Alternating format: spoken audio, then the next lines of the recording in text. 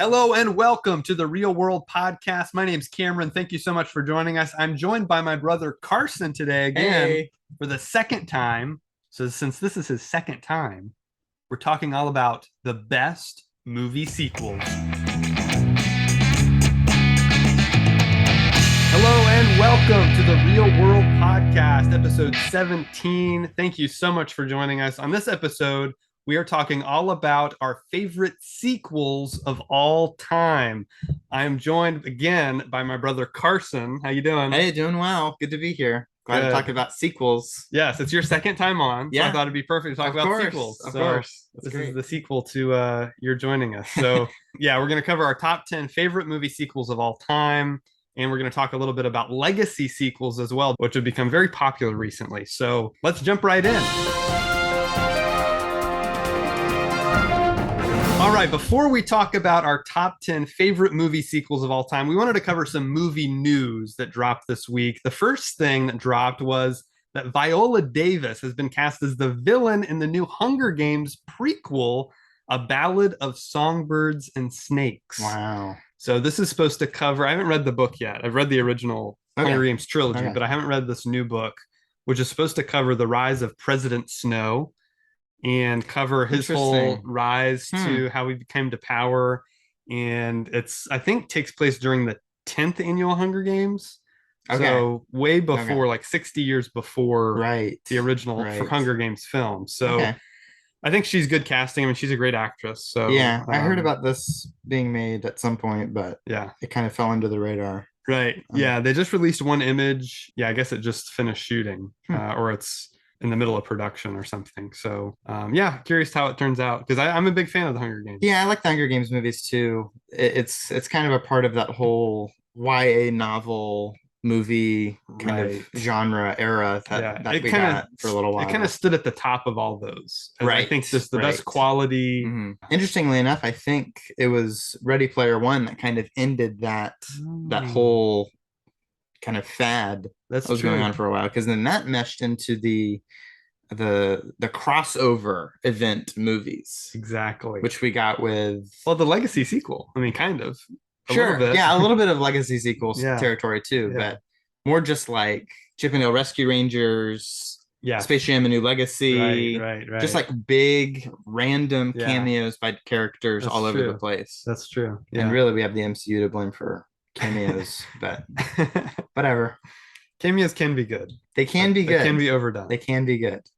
But they're not, you don't make a movie about cameos. Right, exactly. Yeah, exactly. Then you get Free Guy. Okay, so the next piece of news that dropped was an interview with Chad Stahelski, who's the guy behind the John Wick trilogy. Oh, okay. He's directing. Interesting. He's directing Ghost of Tsushima, based on the video game, which I know you're a huge fan. I am a big fan of the Ghost of Tsushima video game.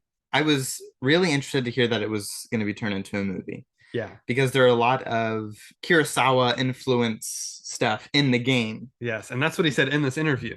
Right. He's very much inspired by Kurosawa. He's going back and watching Kurosawa films. And he wants the whole thing to be a Japanese cast and all in the Japanese language.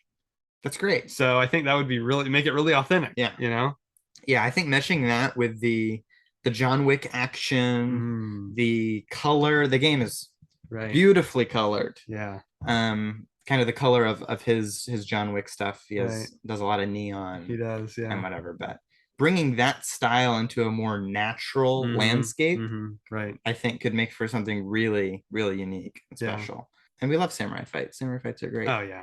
Excellent. I'm just curious if this will be like the Uncharted movie and be like its own thing, separate from the games. Right. Totally retelling the story. Yeah. Or if it will be a direct adaptation. An adaptation or even a sequel to the game. Oh. Because the game has a really interesting conclusion. Right. Where it's kind of a choose your own ending. Okay.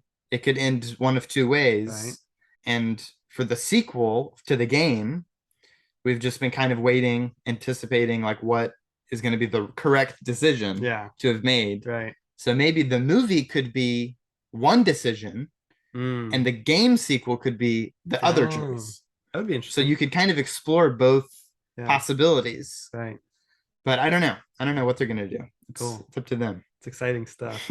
Another big movie that was announced is Big Thunder Mountain Railroad, which is, of course, the Disney ride that is getting turned into a movie. And the directors who directed Hawkeye, the Hawkeye MCU series on Disney Plus, they are going to helm the film. So great.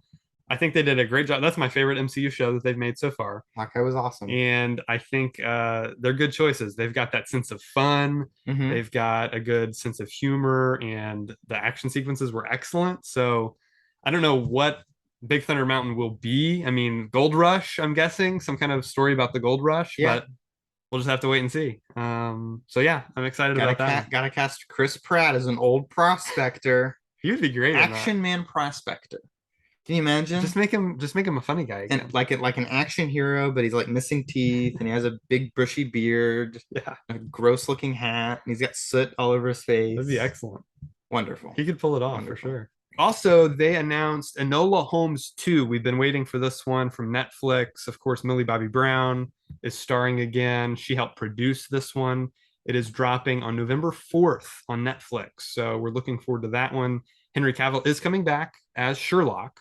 Okay. So that should be interesting. Very cool. I've not seen Enola Holmes. Really? No, I didn't watch it. Okay. You gonna do a double feature when the second one comes out? I might. I mean, I'm interested in seeing Henry Cavill as Sherlock Holmes. I think he's very good. That's cool. Yeah, it's a cool idea. But yeah, Millie Bobby Brown and Netflix. Stranger Things is all that comes to mind. But I'm glad she's working behind the scenes. I know she was interested in doing that. She showed a lot of promise with Stranger Things. Yeah. And behind the scenes, she was like involved in a lot. Sure. So that's cool. Yep. Another new movie coming in November to Prime, starring Emily Blunt, is a Western called The English. This was just announced. They released a few images. It looks really cool. So that's another one that I'm looking forward to. Any new Western. It's so rare that we get a new Western nowadays. So I'm always excited about that. Now, when you say new Western, is that going to be a modern day Western? No, it is set in the 1800s. Okay, cool. That's interesting. A new movie. Yeah, because new Western. Right. It's not not a neo Western. It's a new. Okay.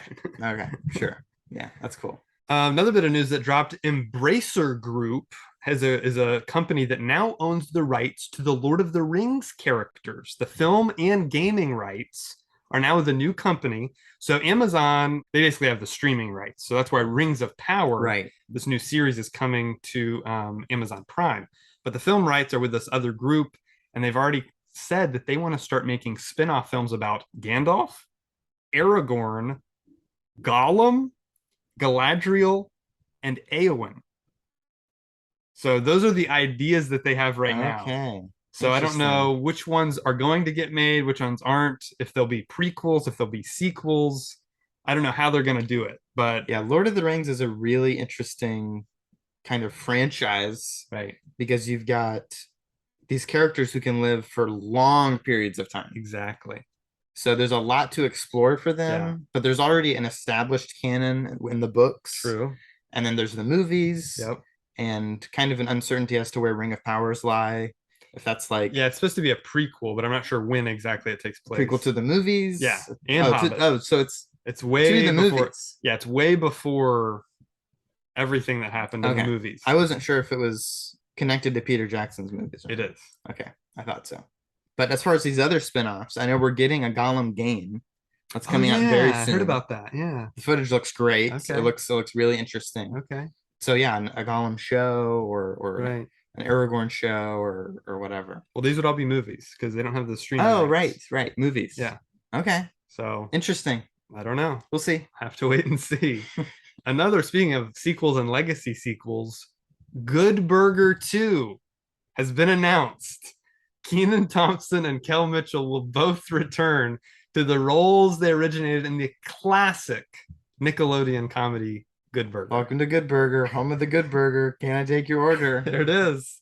Can't wait to hear him say it again. I can't. Good Burger is good. Good Burger is good.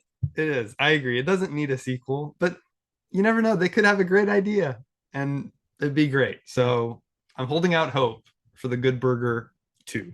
A bit of sad news that hit the internet this week. Wolfgang Peterson, director of such hit films as The Neverending Story, Air Force One. He passed away at the age of 81. So I just wanted to be sure that we mentioned him because I'm a big fan of his movies. He's a great filmmaker. Neverending Story, of course, is a classic kind of fantasy film. Enemy Mine is one that doesn't get talked about a lot. Okay.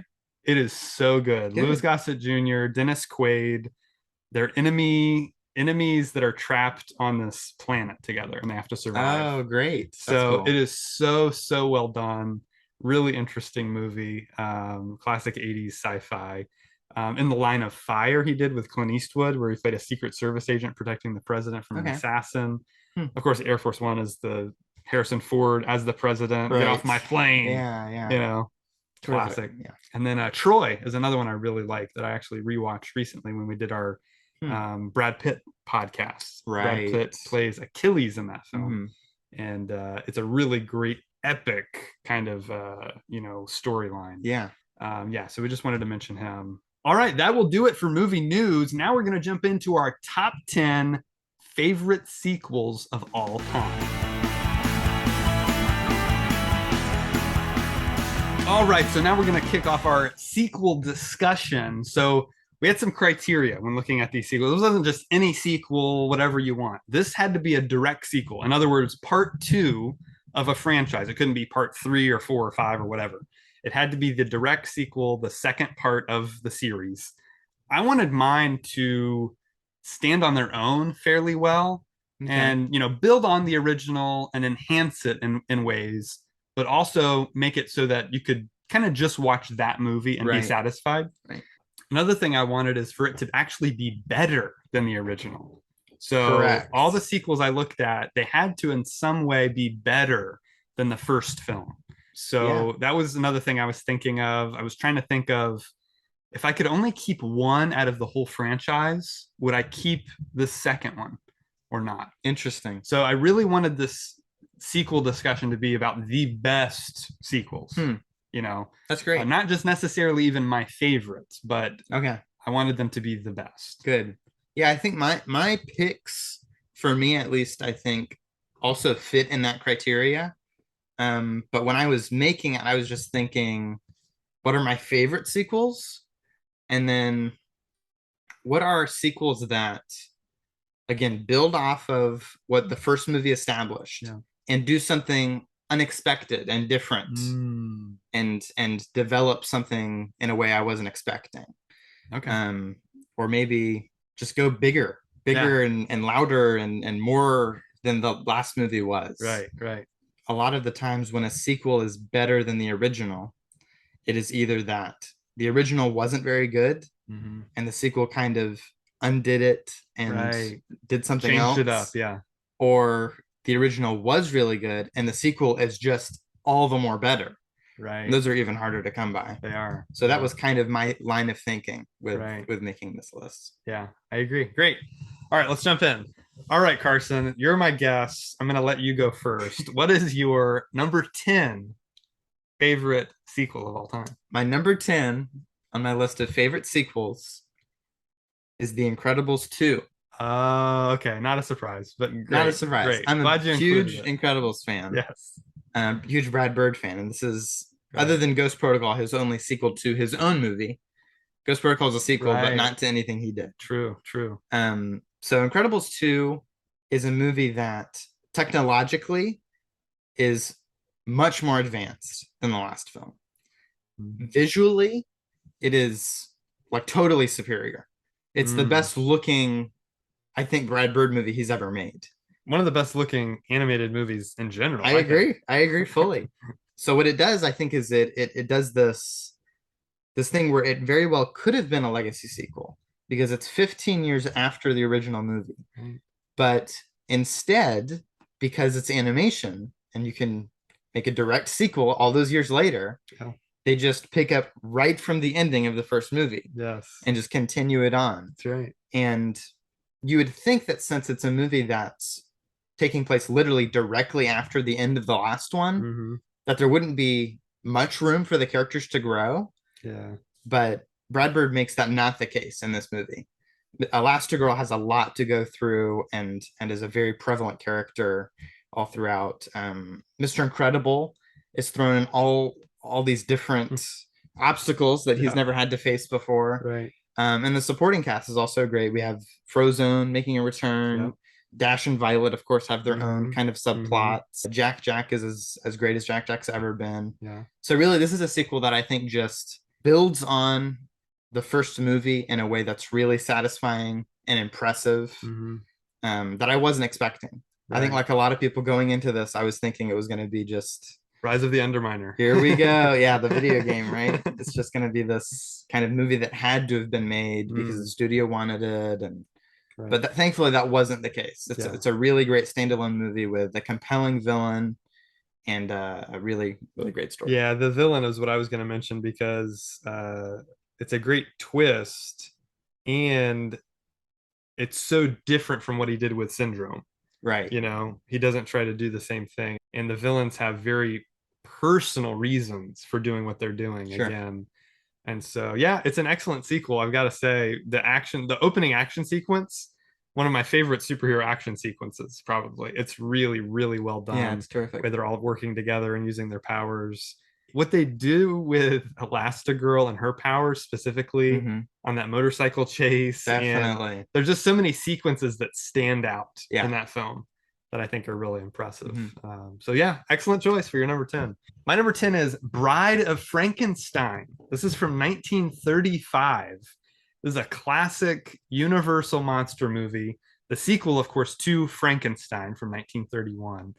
This movie is directed by the same director of the original Frankenstein, James Whale. Oh, that's interesting. He returned a few years later. He's given a bigger budget, which is always, usually what a sequel gets if the first one's a big hit. So just more money to play with the effects, with the sets and the costumes and makeup and everything is all superior to the first Frankenstein. Also, the story it basically changes genre from a more straight horror film to a more kind of psychological thriller in some ways. Okay. It also has just some classic scenes, and it goes in so many unexpected directions, like you're talking about. Right. It really subverts expectations in a way that you're not just getting a monster movie here. It's almost more about the monster discovering humanity. Sure. Like Frankenstein's monster is out. Right. And he's in the world and he's discovering all this stuff for the first time. That's great. And it is so well done. So it's my favorite Universal monster movie of all time. I think it is the best of all of them. It's got a brisk runtime of 1 hour and 15 minutes. It's great. Which is wonderful. Beautiful. There's not much of the titular bride in this movie, which is kind of surprising. It is more about Frankenstein's monster himself. Interesting. But great cast. Boris Karloff as Frankenstein just outdoes himself. I think it's his best performance. And so yeah, if you haven't seen Bride of Frankenstein, it's a very old movie. It's all black and white, but it is well worth a watch. It is very, very unique. And watching them both back to back makes for a really full, great experience. Great. You haven't seen it, have you? I've not seen it. Okay. I've not seen it. This is on my October list. Yeah, this October. I'll watch all the Universal monster movies. Yeah, absolutely. All right, now what is your number 9? My number 9 is The Winter Soldier. Okay. Yep. This is one of my all-time favorite MCU movies. I know. It's a great one. And it's a direct sequel to that's difficult. It is a direct sequel. It is a direct sequel to the first Avenger. Yeah. And it's also a sequel to The Avengers. The Avengers. Right. And release order Iron Man 3. Right? Yeah, but there's nothing in Iron Man 3 that really connects to this. Sure. Anyways, so it's a sequel to Captain America. Yes, we'll count it. Yeah. We'll count it. When I saw it, this is before I saw The Dark Knight, before I was really conscious of a super grounded kind of superhero. Right. So watching, I think, Winter Soldier, it being this more mature political thriller kind of action movie without anyone flying around or shooting lasers or or anything super sci-fi crazy. Yeah. Relatively straightforward. Right. Captain America's power set in this movie are treated super well. Right. His just little bit of heightened superhuman ability makes it believable and tactile and real, and you can feel every punch and dodge, and it's terrific. But overall, I think the movie tells a story that's one of the few really compelling stories you can tell with Captain America, of this guy who's super loyal to his country, and what if that country is disloyal to what it originally stood for? So now it's like, oh, do I stand with my country or for what my country believes in? Right. And it's like this conflict of he's working with the enemy in a certain point of view. Yeah. So it's great. I mean, it's again one of my all-time favorite MCU movies. So yeah, it made my list. It's good. I considered it for sure. I still think the first Avenger is the best Captain America movie. It's just my favorite. I love the retro feel. Joe Johnston's direction is so good. And yeah, but Winter Soldier, it's great because, like you said, it challenges Cap in a great way, and has that gritty style, that almost Bourne style of action. Right. The Russos, really did a good job differentiating it from the original. It definitely doesn't feel like a rehash of that movie. Right. I guess the only part of it that feels like a rehash is the fact that he's fighting Hydra again. Sure. But he doesn't know it's Hydra. Yeah. It might have been more interesting if it wasn't Hydra. Well, I don't know. I think my only problem with this movie really comes with the MCU as a whole, in that this movie ends in a way that should completely change the power dynamic in the MCU permanently. There's no more shield. Right. Hydra's destroyed. Right. Nick Fury's on the run. Yeah. Captain America is like kind of on his own now. Right. And then they undo it all in Age of Ultron. In Age of Ultron, it's just Nick Fury shows up and he has a helicarrier, and it completely ruins the stakes of this movie. Right. But Bucky Barnes, Winter Soldier himself, is carried over from First Avenger. That's true. And is this kind of new. And they don't follow up that until Civil War in a really powerful way. Definitely. Yeah, but it's Captain America's faith in his friend, and his faith in what he believes that kind of keeps him going throughout the whole movie. Yeah. So I think it's a really terrific film, and I think that the score by it's Henry Jackman. Correct? It is, sure is. Henry Jackman. Great. He's one of the all-time greatest superhero score writers. We mentioned him last week in our Scores podcast. He was an honorable mention because his X-Men First Class theme is superb. Yeah, First Class is great. Yeah, good. All right, that was a good number 9. My number 9 is From Russia with Love. This is the second James Bond film ever. It's the second one starring Sean Connery, who was the original Bond. In Dr. No, he was introduced. That kind of set up the whole Bond thing. What is a Bond movie? Well, we don't know. That's what Dr. No is, kind of figuring it out. This one, to me, solidifies all the Bond tropes. You've got the gadgets, you've got the girls, you've got the spy stuff, you've got Spectre as the villain, Blofeld, who's all in the shadows here. You never see his face in this movie, which I think is really cool. Made in 1963, Terrence Young returned to direct it from Dr. No. It did have a bigger budget of $2 million compared to the first one's budget of $1 million. The first film grossed $59 million. This one grossed $79 million. So it was a bigger hit. It's got a runtime of 1 hour and 55 minutes. And I just think everything is done better here. It has a thrilling opening sequence that subverts your expectations, catches you off guard. And then it takes us on this journey with Bond as he's protecting this woman who's defecting from the Soviet Union. Right. Spectre's trying to stop her from spilling all these secrets. And it has their relationship is great. The romance, I think, works a lot better. It's a lot more intimate. It also has better villains. Robert Shaw plays the bad guy, the assassin who's sent to kill Bond. And he's the great physical threat. And then you have this psychological threat, this character played by Lottie Lenya. She's kind of behind the scenes working with them to take down Bond. And it just has better, more cinematic locations. You get this great sequence on a train Most of the movie takes place on this train. It's very claustrophobic. There's this great fight sequence there. And then when they get out of the train, there's this big helicopter battle on these rolling hills. It's just so well done. You can tell they wanted to up the ante on this one, and they definitely do that here. So From Russia with Love, I rewatched it not even a month or two ago, and it's a 5-star film. I really think this is Sean Connery's best. I mean, Goldfinger is right there, and I'm a huge fan of Dr. No as well, but those first three I think are great, but this one's definitely my favorite. Yeah, they definitely found their footing as to what James Bond was going to be with this movie. It's very classic. There are very many staples of the saga. Right, you get that introduction with M where he gives him the mission. Right. You get Q Branch, he gives him all the gadgets. Right. Then he's on the mission, and it all flows really well and works really well in this movie. So yep, From Russia with Love, that's my number 9. Okay, Carson, we're on to your number 8. What is it? My number 8 is Evil Dead 2. Yes! I'm so glad you included this. Big fan of Evil Dead 2. It almost made my list. It didn't make your list at all? Didn't make my list. It was so close. That's why I'm glad you. Yes. So we can talk about it. All Good. Right. Go ahead. Evil Dead 2 is amazing. It is so good. We both love it.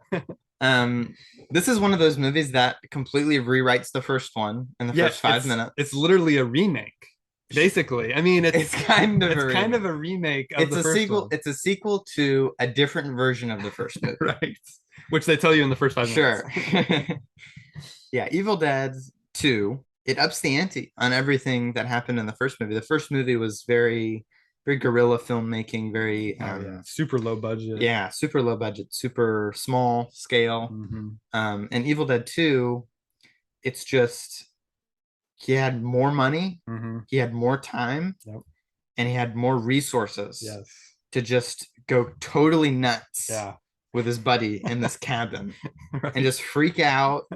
And there's the most absurd amount of violence and gore and just bizarre imagery. Yeah. It's one of the most insane looking movies I've ever seen. It is. I've never seen any movie that's done the things that this movie does. An action hero who completely loses his mind throughout the course of the film, winds up with a chainsaw hand and just the most insane things you could imagine in a way that's entertaining and straightforward, and you understand what's going on visually.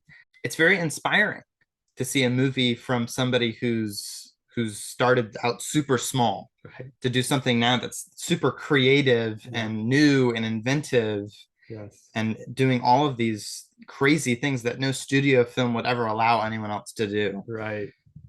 Yeah, it's excellent. It is the perfect example of upping the ante and changing the genre too, because the first one is a lot more straight horror, whereas this one is a total blend of horror and comedy. It's super ridiculous, over the top horror to the point where it's funny. Absolutely. And so that's what it does really well. And Sam Raimi he went crazy. I mean, he really went nuts. And it's not my favorite of the trilogy. I think Army of Darkness is still my favorite. But this one's close. I mean, this one is really, really good. And it's one I can rewatch, every October for Halloween. So yeah, Bruce Campbell's great in there. So many memorable moments and dialogue, and the effects. I mean, the effects are crazy what they did with the effects in that movie. So Bruce Campbell should have been a massive action star. I agree. And so many things. He's so charismatic. Totally. So likable. Yes. And he does that thing in these action movies that I love where the protagonist is constantly getting beat up and things are constantly going against what he wants. Can't catch a break. The whole world's falling in on him. Right. And he just has to react to it. He's face planting constantly throughout the movie. His reactions to these crazy things that are happening are just priceless. It's like a cartoon. It is. It's like a cartoon. Definitely. A very R-rated cartoon. Sure. All right, great pick. I'm glad we got to talk about that one. All right, we're on to my number 8, which is Dawn of the Planet of the Apes. Good one. I almost had this on my list. Really? Yeah, this was 2014. Of course, the sequel to Rise of the Planet of the Apes, which rebooted the whole Apes franchise. It very much pays respect and homage to the originals, but it's its own story.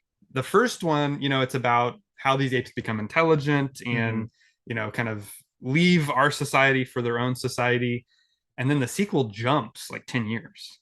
And this virus is spread across humanity. Right. And so the humans are dying off, the apes are thriving. Mm-hmm. And so it's coming towards this conflict. Right. And the way it builds to this human ape conflict is so well done. Every character has a motivation, right? And that makes sense, and you can relate to, and you're kind of rooting for both sides. And there's kind of just this misunderstanding, and then there's this character that's kind of playing both sides. Sure. And so it's really, really well done. Matt Reeves, one of our great up and coming writer directors. I mean, Cloverfield, he just did the Batman. I mean, he's just a genius. So, he did a great job with this movie, and he got the bigger budget. The first one had a budget of 93 million. This one had 170. It ended up making more money, made over $700 million worldwide. So it was a huge hit.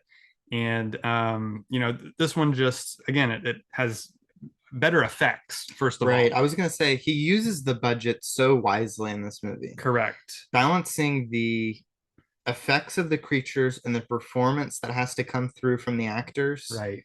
But also being able to empathize with these apes that we have to be with throughout the movie. Yeah. It has a small cast of mostly unknown actors. True. The sets are all like practical and elaborate and beautifully made. Yeah, incredible. They shot on location a lot, and it was just incredible to look at visually. It's great, and with the effects, the performance capture technology, there's no real apes in this movie. It's all computer generated, and it's all actors in these suits, and they're emoting and they're doing all these things, and their performances come through so clearly. Despite what Trevor Slattery from Shang-Chi believes, there are no real apes in the movie. That's right. They just do such a good job that the performances. I mean, Andy Serkis deserves an Oscar for this movie. I fully agree. I don't see why people can't wrap their minds around. It's no different from putting makeup on an actor. Sure. And so I hope that eventually the wall is broken down between what's the disconnect people have in their heads between CG characters and motion or performance capture characters. Yeah, I don't know, because I look at digital de-aging as kind of the same thing. Of like, if you digitally de-age an actor in a movie, that's a digital makeup. Sure. It's making them look as a different character, as a different kind of person than they really are. Yeah. So I don't know why that would discount the performance. Yeah, I agree completely. The stakes are higher in this one. The action is bigger and bolder. I mean, we get an ape wielding 2 machine guns on a horse flying through fire. I mean, it is just some of the coolest imagery in any movie I've seen. Yeah. It's great. But the important thing with this sequel is they retain the heart of the first film, which is Caesar and his journey. As we're following him, he now becomes a father. He's got his own family to protect. And then, like I said, with the humans, you empathize with them too, because they're not just trying to wipe out the apes. They're just trying to survive too. Right. Gary Oldman's character, I think, does a great job with that. We empathize with him. He's a little bit more on the militant side of kind of, we need to wipe them out, but he has reason for doing what he's doing too. So it all just works. It comes together in a great way. Toby Kebbell as Koba, who's kind of the ape villain, is an excellent actor. He did an excellent job here. And so really like it. The whole story kind of comes full circle. I like when they do this. They open on a shot of Caesar's eyes, and we close on a shot of Caesar's eyes. It is so well done. Bookend. It's bookended really well. It's a satisfying journey we take just in this movie. Even if you hadn't seen the first one, or you don't watch the third one, which the third one might be my favorite, but this sequel is just one of the best ever made, I think. It's terrific pick. Yep. All right, what is your number 7? My number 7 is Superman 2. Yes! Is it Superman 2? It was so close to making it. Here's why it didn't make it. Didn't make your list at all? I know. I feel like my list has more in common with you than your list does. It's controversial. I know. Here's my reasoning. Okay. Number 1, I don't think it's better than the first. I think Superman is the best Superman movie. Here's the reason. If Richard Donner had originally been able to shoot everything he wanted to shoot and cut together his film, it probably would be a better movie. the fact that they fired him and hired a totally different director to bring in a totally different tone and mess with it is a big problem. Now, we do have the Richard Donner cut, which is what I'm referring to. Right. That's what I figured. But it still has a lot of Richard Lester's scenes in it. Okay. And as great as it is, I just think it's been done better elsewhere. Interesting. Okay. So we'll talk about it. It's one of my favorite sequels, but it just didn't quite make my top 10. Yeah. Behind the scenes shenanigans aside. There are a lot of behind the scenes shenanigans. Lots. Especially, I don't know why Superman movies have like all this. I know. Constantly have these problems. I don't know. Superman curse. In my mind, when I think Superman, when I think like 70s Superman, you say Superman the movie. Yeah. I think Superman 2. Because I watched these movies back to back constantly. Right. They blend very much in my mind. This movie has a terrific villain. Oh, yes. Zod and his minions. What are their names? Terrence Stamp as Zod, and then you have Non and Ursa. Non and Ursa. Just the best henchmen. Yes. You could ask for. Non is silent. He just grunts. Yes, I love Non. He's wonderful. So and Ursa has this great presence in her own right. And she's like even more sadistic than Zod. She just wants to kill everything. Sure, yeah. She's completely unhinged. Right. And Zod is the order between the two, the kind of balance between the total passion and total cold nothingness. He kind of aims them both in his direction. Exactly. But Zod really represents Jor-El, kind of a dark version of Jor-El. So Clark having to battle against someone who's not just a physical equal, but also kind of a authority figure in some ways, is really telling for his character and takes him in a different direction than the first movie, which is kind of just an origin for him.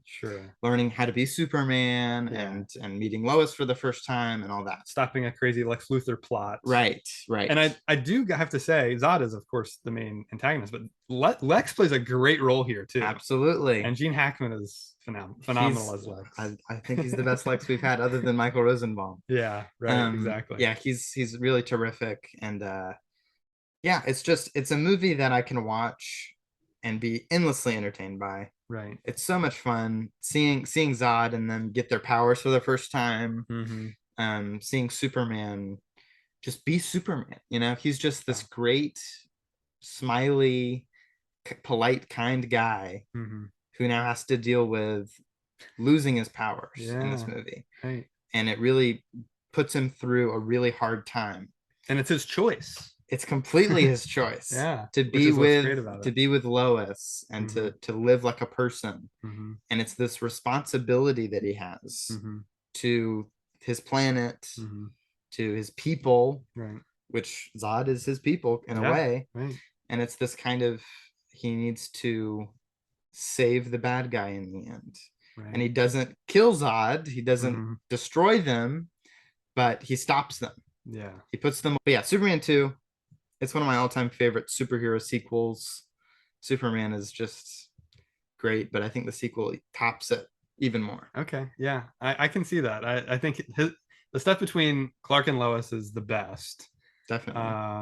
And it's really, really exciting and fun. And there's that huge fight sequence in Metropolis and all this great action in it. So yeah, it's a great sequel. It's really well done. I just think Man of Steel did Zod better. So that's another that's debatable. Thing. That's debatable. Another thing. That's debatable. Yeah, it's excellent. It's excellent. It's kind of the prototype of all superhero sequels.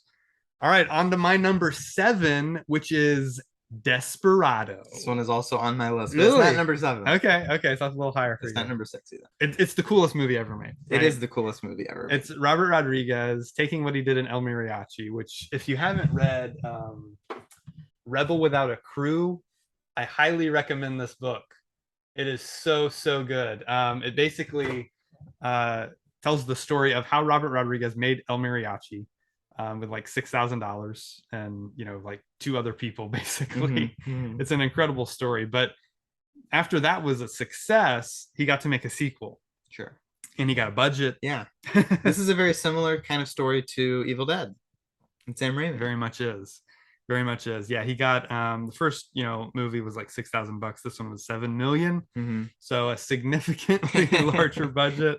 And he just goes all out. I mean, he gets to finally, I think, put what he always imagined on screen. It's one of those situations where the director can let loose.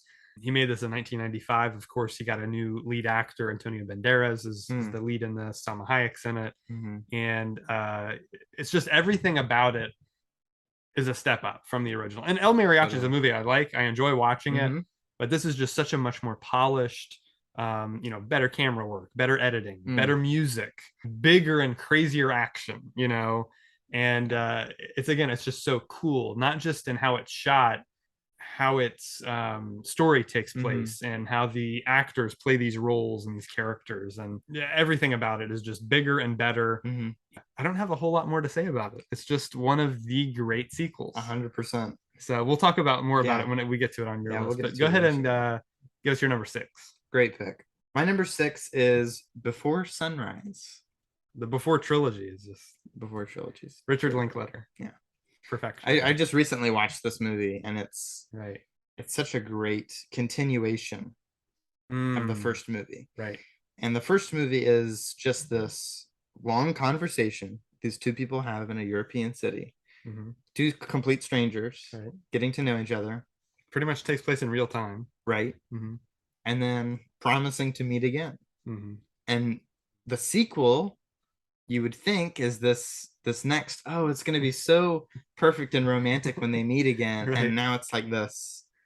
They didn't meet again. Right. And years and years and years have gone by. Yeah. And they've completely become like different people. Right.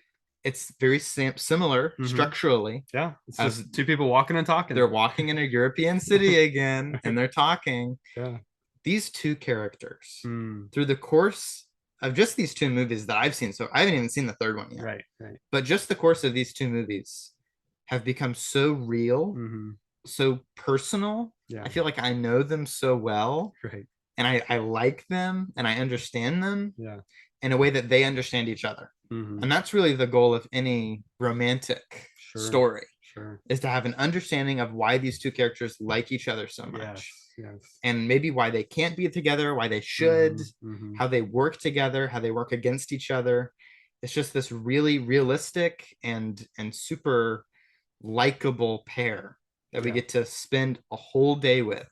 I agree. It's so well done. It was very close to being on my list. And the simplicity of these stories and how they're shot, and they're very well shot, but it's not like trying to be very stylish or do anything crazy. It's like just it's very subtle, straightforward.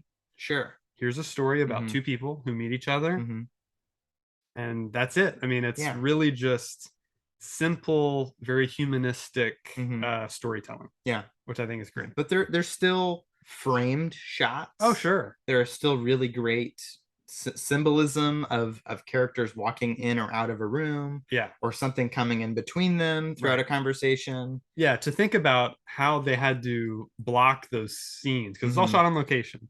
They had to plan it out meticulously, how they're going to walk in and out of places, and where they're going to go, and the lighting and everything. It's just what goes into it is incredible. But it's just, when you watch it, it's a very easy watch. It's a very easy movie to watch. But it can be just as uncomfortable as it wants to be. The conversations, the way they take them on these journeys and relate to each other and have misunderstandings is so well done. It feels very real.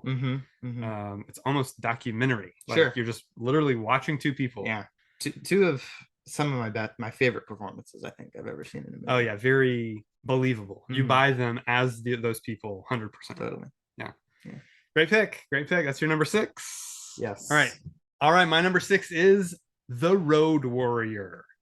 So this is glad you picked this one. This is the second Mad Max film. Okay. Although American audiences didn't know that at the time. The first Mad Max movie did not get released in the US. So instead of calling it Mad Max 2, which is how it was released in Australia, which is where it was shot, they called it The Road Warrior, which I think is just a great title.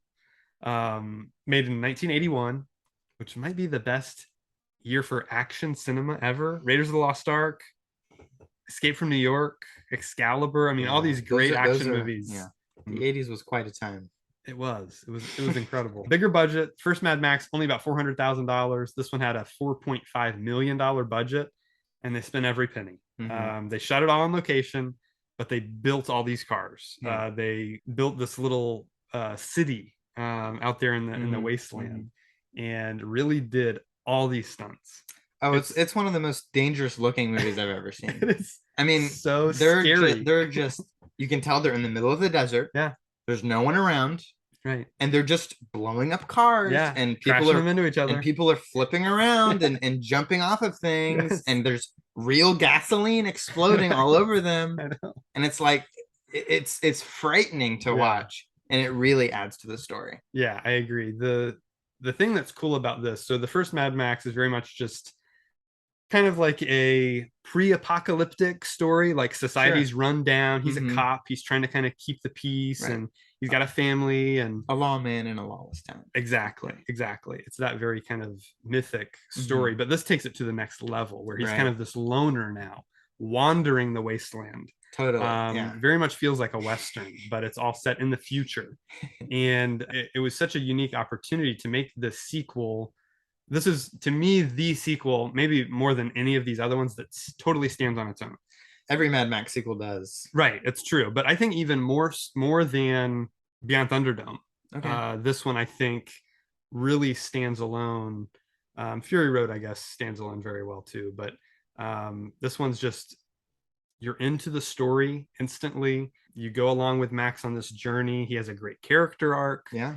And it all works really well. George Miller directed all the Mad Max films, and he just really outdid himself here. I think he took everything up a notch. The action here is, like we were talking about, just insane what they were doing. They really expanded on the world that this takes place into, and the kind of harsh environment. Definitely has a very violent film, very matter of fact about the brutality. It doesn't really like hide it. It just kind of shows it. It's also very weird, which is something that I like about all the Mad Max movies, is they're so bizarre. Yeah. The characters are so out there, not just what they're wearing, but what they look like and the way they act. They're very The bad guys in this are so primal and like animalistic almost, you know? Yeah. They're creepy and weird and just like make all these weird noises and facial expressions. And that's what I like about the villain in The Road Warrior, is he's kind of well spoken. Right, Lord Humongous. Yeah, Humongous is like he's basically like Bane. Sure. You know, he's this masked, huge hulking guy. And he's like, we just want the gasoline, please. We want peace. You know, like he seems very nice almost. Yeah. But he's very brutal. And all these guys that work for him, like, you know, Wes is kind of the guy with the mohawk. Yep. He's insane. He's just a crazy person. Yeah. So many other great characters. The Feral Kid, of course, is one of my favorites. Pappagallo, who's kind of the leader, and then Warrior Woman. You know, you have all these characters that are kind of on the periphery that are really interesting looking and fun to watch. It really defined what a post-apocalyptic world looks like. I agree. Yeah, whenever I think of apocalypse, I think Mad Max. That's literally what comes to my mind is this movie. I like that Max is very much an audience surrogate. We're into the story through him. Sure. And he's a man of few words. Man of few words. He has, man of essentially no morals. He has 16 lines of dialogue in the whole film. Oof, that's crazy. Isn't that great? That's wonderful. And Mel Gibson does such a great job acting, because you totally get what he's going through without him having to say anything, which is great. Great visual storytelling. So yeah, it's just bigger and better, more action. Maybe the best action movie of all time. I mean, it's up there, I would say, among the best. And so, yeah, this one had to be on my list because I rewatched it this week and was just blown away again. Every time I watch it, I feel like I just gripping the edge of my seat. It's wonderful. You know? It's wonderful. It's so well done. So Fury Road, just if it wasn't for Fury Road, I would almost fully agree with you. Yeah. Fury Road just takes everything that was wonderful about this and makes it stylized and colorful and crazy and which is why, but I'm glad that this one exists, because it does have that more gritty, grounded feel. Yeah. Whereas Mad Max is like, let's heighten it a little bit. Sure. You know? And that's actually kind of a running theme throughout the Mad Max movies, is that he's kind of a legend. Exactly. That he's kind of this mythological figure in the desert. And that's another thing I was going to mention about this movie. I don't typically love narration, but the opening and closing narration of this is excellent. It's the feral kid, older, narrating the warrior Max. You know, I love it. It's so good. It's so well done. So this is one of my favorite sequels. Number 6, almost made top 5, not quite. But let's go on to your number 5. All right. My number 5 is 10 Cloverfield Lane. Excellent choice. Really like this movie. 10 Cloverfield Lane is my pick. It's good. It does what all the great Cloverfield movies do, and it's this era of mystery around the whole thing. Right. It's always uncertain of what's really going on, of who these characters are, or what's really happening. And 10 Cloverfield Lane takes that idea that was shown to us in a big scale in the first Cloverfield movie and shrinks it down to a character point of view. So now, character-wise, we don't really know what's happening. We don't know if we can trust any of these people. We don't know if anyone's lying. We don't know where we are. You know, it's all of these questions that build and build as the story progresses to a climax that's like epic and awesome because it's character focused. Right. Yeah. Because we've been with Mary Elizabeth Winstead throughout the movie. Yeah. They earn that ending. Definitely. And we won't spoil it, but they earn their ending. It's really well done, well crafted film. Yeah, I like it a lot too. These are definitely movies that should be kept as secret as possible. Yeah. The less you know about them, the better they'll be. Right. Yeah. It's very good. Mary Elizabeth Winstead gives her best performance here. 100%. John Goodman might give his best performance here. Very good. Just totally different from anything I've seen him do. And it's very claustrophobic, single location, 3 characters the whole film. Right. Really well done. Unique follow-up. You know, it's not what we were expecting from a Cloverfield sequel. It almost has nothing to do with the first movie. Correct. Yeah, you could almost consider it a spin-off. Like it's its own thing. Sure. You know. Sure. But I would consider it a sequel because, you know, Cloverfield's there in the title. Yeah. It's a good example of a great sequel because it is so different. Completely standalone. Completely stands alone. But there is Cloverfield stuff. Correct. There are little ties and little details of things that connect to the overall world of these 3 movies that we have. Exactly. But yeah, 10 Cloverfield Lane. I gotta say it's my favorite Cloverfield movie. I love the first one. Yeah. But this one is just so well crafted. Yeah. It uses color so well. It's just a brilliant movie. It's scary. I can't get enough of it. Yeah. I could watch it over and over again. I know. I think the first one is still my favorite, but this one, it's very close. It's very close. So good pick. On to my number 5, which is Star Trek II: The Wrath of Khan. I rewatched this. Good pick. This was so close to being on my list. I rewatched this just 2 nights ago. And I've seen the movie before. I've seen this movie probably 2 or 3 times now. Yeah. My Star Trek experience is I saw the 2009 film, the reboot J.J. Abrams directed first. That was the first Star Trek thing I saw. Thought it was great. And went and rented all 6 original films from Blockbuster when that was a thing. And watched them all in one weekend. Thought they were great. Watched the original series. Right. So yeah, I'm a big Trekker now. Good. I'm into it. This is the best Star Trek movie. Definitively now, in my opinion. I think you're right. There are so many reasons. I could talk about this movie all day. Rewatching it was just fantastic. I enjoyed every second of rewatching this. So made in 1982, after Star Trek: The Motion Picture. That one I did not rewatch because I find it extremely boring. I've never enjoyed the first Star Trek movie. There's things to like about it, I guess, but it's just not my thing. It's no Wrath of Khan. It's no Wrath of Khan. They brought in a new director. Nicholas Meyer directed this. He was not a Star Trek fan. That's almost the best thing about him. He still does not say that he's a Star Trek fan. That's kind of why this movie is so good. Yeah, because what's great about it is they very much pay respect to Gene Roddenberry, what he created. He was a genius. Definitely. We know this. Yeah, visionary. he's great. And the original series is still my favorite Star Trek series I've seen.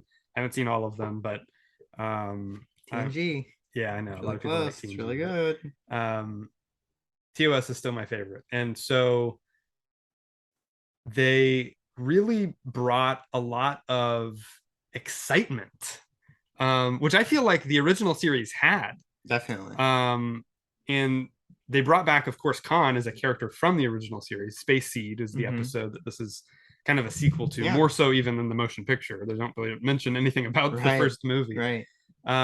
But Ricardo Montalban as Khan is so charismatic, so interesting as a villain, so menacing, and has such a point of view and a purpose for what he's doing. Very personal mission he's on.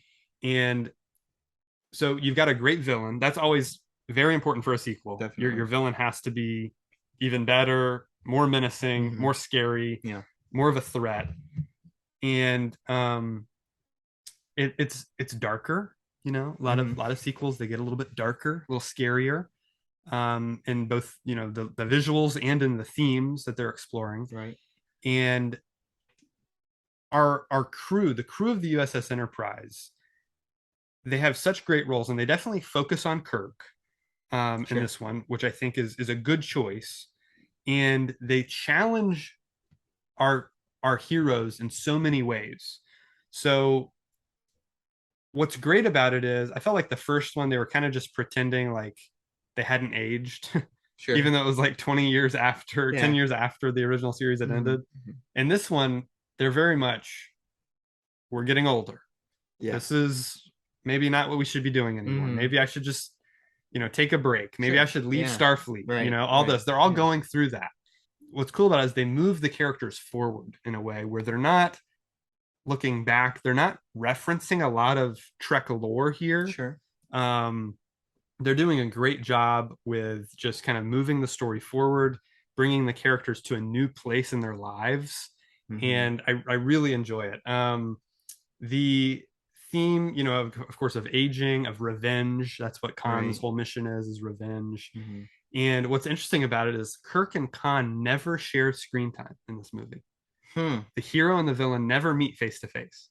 It's all through view screen or through communicators. That's very Star Trek. It is. It's very Star Trek. It's, you know, and Star Trek at its core is, you know, all about exploration, and it's kind of like a submarine movie in space. Right? I mean, it's exploration and diplomacy. Right. And this one, they took it a little more militaristic, even in their uniforms, which I think makes sense in universe that would happen. Right. Whether you think it's a good thing or a bad thing. Gene Roddenberry definitely thought it was a bad thing. He's not a big fan of this movie. And I understand why. But I think those choices not only make for a more exciting film, but a more interesting universe and a more interesting place that you've seen Star Trek kind of evolve in this way. Again, whether you think it's positive or negative, and it makes for a very compelling film. So I just think it's excellent. They actually had a much lower budget on this one. The first movie had a $44 million budget. This one had a budget of only $12 million. Very low budget. Considering that it's a big sci-fi spectacle. It looks great. It's very well utilized. And so it's really well done. It's an hour and 53 minutes, which I think is a really good runtime for it. It never feels slow. It never feels like we don't need this moment, whereas I think the first film has a lot of that. This one very much feels tighter, more compelling, more exciting. Again, what they do with the characters, the ending, of course, is so emotional. The best ending to any Trek movie I think we've ever had. There's great despair in it, yet afterwards there's a little bit of hope at the end too. It just balances everything so well. It's so well shot. The action, the special effects, the music by James Horner is phenomenal. So yeah, it's my favorite Trek movie. It is, I think, one of the best movies of a great year in cinema, 82. The greatest geek year ever. Blade Runner, E.T., The Thing. I mean, the list goes on. And it's one of the best of the year it came out. So number 5 had to make my top 5 because on rewatch it was just stood out to me even more than it already had. So Star Trek 2, That is my number 5. Great pick. That one almost made my list. What is your number 4? My number 4 is Desperado. Nice. We talked about before. Great. Yep. Man, this is the hottest movie I've ever seen. Everyone's sweating. Both literally and emotionally. Right. That is this movie, it's hard to explain how this movie dances as you're watching it. Right. It's like the characters dance around with their guns. Right. They dance around with just the way that they talk. Right. It's like they're dancing with each other. It's very musical. It's very musical. Mm-hmm. And it's explosive. It's explosively passionate in every scene. True. Just so much, so many awesome and dirty, gross looking characters that lead to these just super cool set pieces. Right. And the amount of like just disgusting squibs that blow up in people's faces and the gun smoke and just it's so awesome to watch. It's like this almost modernish Western movie. Sure. That has this exquisite style. Yeah. That Robert Rodriguez brings to everything that he does. Definitely. I grew up watching Spy Kids movies, and I thought that nothing would ever look like a Spy Kids movie, because those movies look so special. Yeah. And when I watched Desperado, I saw that same passion and fire, and colorful love that was put into that movie, and something that was more mature, and emotional, and dramatic, and violent, and awesome. Desperado. It's unlike anything I've ever seen. Yeah. It really is the most cool movie I've ever seen. Yeah. I'm just grinning all throughout the film. I know. So good. It's excellent. Good. Yeah, it's so stylish. Like you said, just everything he does with so much style, the action, so much fun to watch. It's just an all-timer. I mean, it's Rodriguez at his best. I think it's still his best movie. I agree. So great pick. All right, my number 4 is Pirates of the Caribbean, Dead Man's Chest. This movie is just the greatest. This is high on your list. So high. It's so high. It's a 5-star film. It is. I think this is truly one of the great blockbusters ever. It is so bizarre and out there and weird, and it gets so scary, it gets so exciting. You know, it's just so much fun to watch, because every scene I feel like is this new thing. It's a new visual look.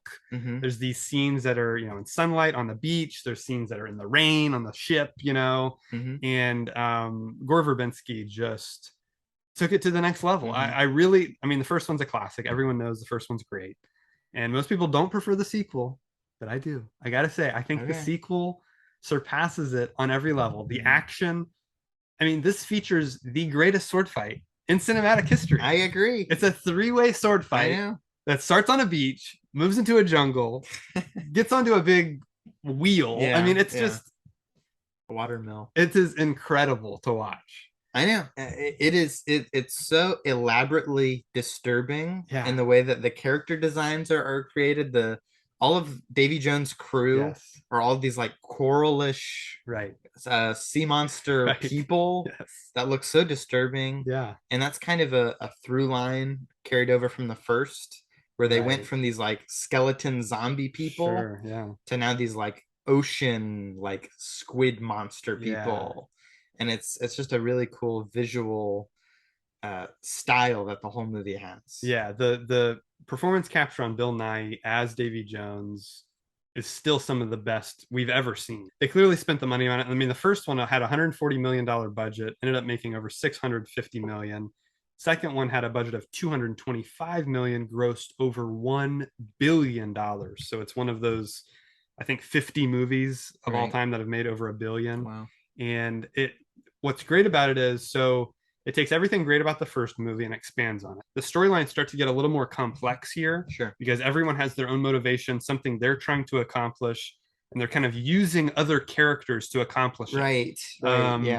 So a movie of pirates and liars and thieves, it's working against and with each other. Yeah, it's all about double crosses, betrayals, and so well done. And then you have this huge force in Davy Jones that's kind of in the background of this whole movie, just driving the plot forward.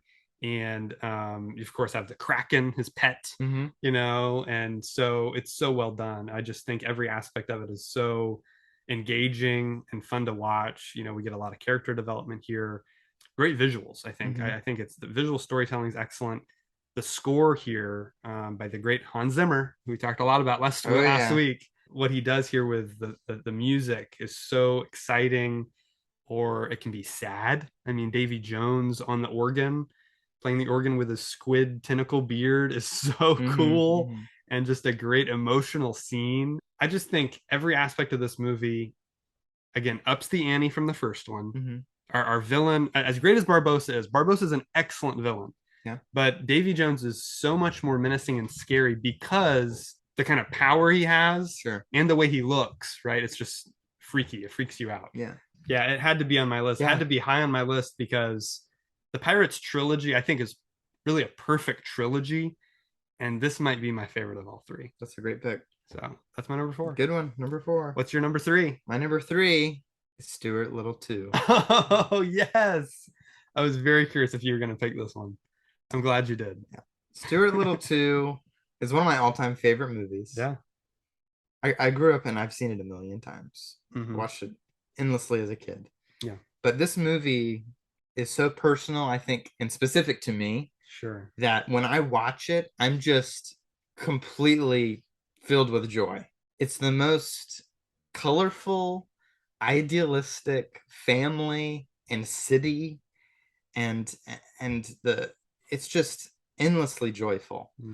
The characters all love and support each other, even though they make mistakes and they're trying to protect the other person, but it leads to this kind of family drama that they have. Yeah. But ultimately they all love and support and care for each other. And it's also this really cool love story between Stuart and Margalo. Right. Margalo being this bird who's kind of secretly like a con artist, who's kind of trying to manipulate and take advantage of the family. Working for Falcon. Working for the most menacing villain, like almost ever. Especially for a mouse. Especially for a mouse. Doesn't get any worse. This giant falcon. And James Woods, in New York City. James Woods voicing that character is so perfect. Utterly perfect. Yeah. It's so wonderful. Just seeing Michael J. Fox as a little mouse driving his little red sports car to school with his little brother George, who's like, giant. He's a giant kid. Right. Walking next to him, and I just love it. The movie it's endlessly quotable. I quote this movie all the time, just in my own. It opens with this great soccer game that really sets the tone for Stuart and his mom and their relationship. Stuart's mom being a little overprotective of him because he's a mouse and he's still young and he needs to be taken care of, but he also needs to branch out and be as big as he feels and kind of go on an adventure in the city.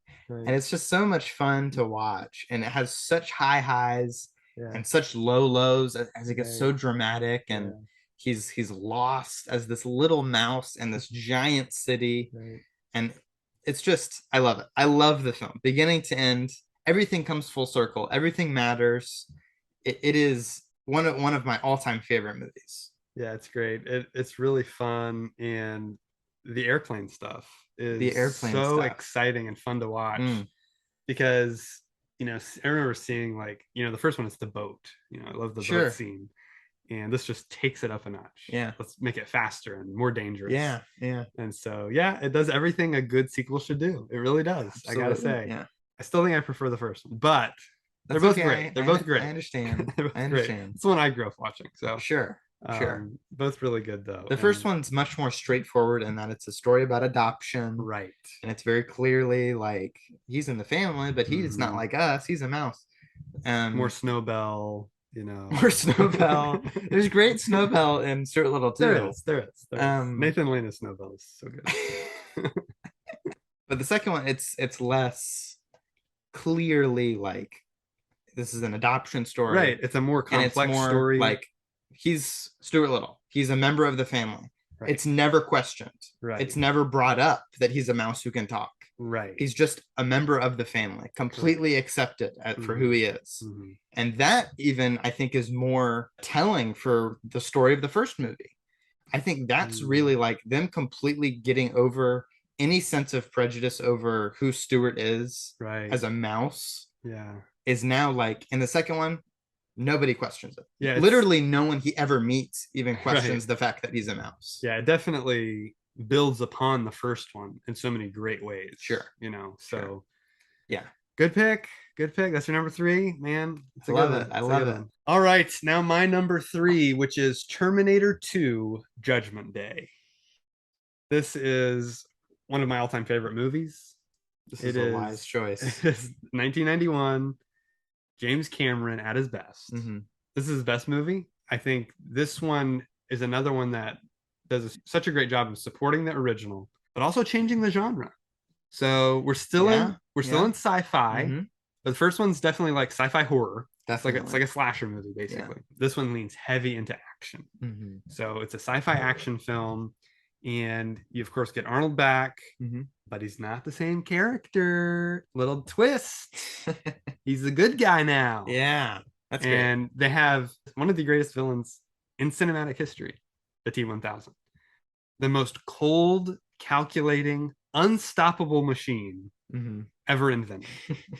Liquid metal. Sure. I mean, it is visually the most interesting character maybe in all of movies. Because very impressive. I couldn't imagine. I would love to be an audience member in 1991. It's the year before I was born, so I didn't get to see it in theaters. But just watching that technology progress in such a way where you can have a fully realized character in a film that is computer generated. Yeah. And it's so well done. But here's the great thing about it is, you know, groundbreaking effects. The CGI is phenomenal. It still holds up. But they also used practical effects here. They're not just relying on CGI, which is where we've gotten to in movies today, and to me it's not working very well. Even though the technology has progressed, it's gotten better. There's a perfect blend. They only use the CGI when they have to, when there's something we can't physically do this. Impossible. So whenever there's something literally that's impossible to physically create, then we'll have the guys come in and do it digitally. Sure. Everything else is practical. So that's the first thing that it gets right. And it gets that special effects are there to serve the story, not the other way around. So James Cameron understands this. He wrote a great film. The themes here of mortality, of, you know, it is all about family. I mean, it is literally about a mother and son, right? Yeah. And her finding this father figure for her son. And of course, fate. No fate but what we make. Sure. You know, that's what it's all about. So many great themes throughout the movie. And all the characters are compelling and interesting to watch. We got young John Connor. He's a little punk kid. Yeah. You know, but we like him a lot. And we're rooting for him. And where they took Sarah Connor was so interesting because Linda Hamilton didn't want to come back. And she said, I don't want to come back unless you can let me be crazy. And so Cameron was like, all right, let's make you crazy. That's I think actually my favorite aspect of this movie. Definitely. Is that because I actually prefer the first movie. Okay.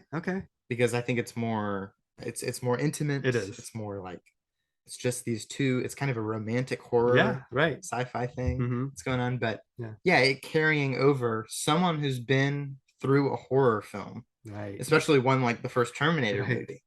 Afterwards, like there's no having a life after that movie. You're locked away. Yeah. You're in an insane asylum. Yeah. No one will believe you. No. And everyone will think you're crazy. Yeah. Absolutely. That's the point where almost she believes she's crazy. Exactly.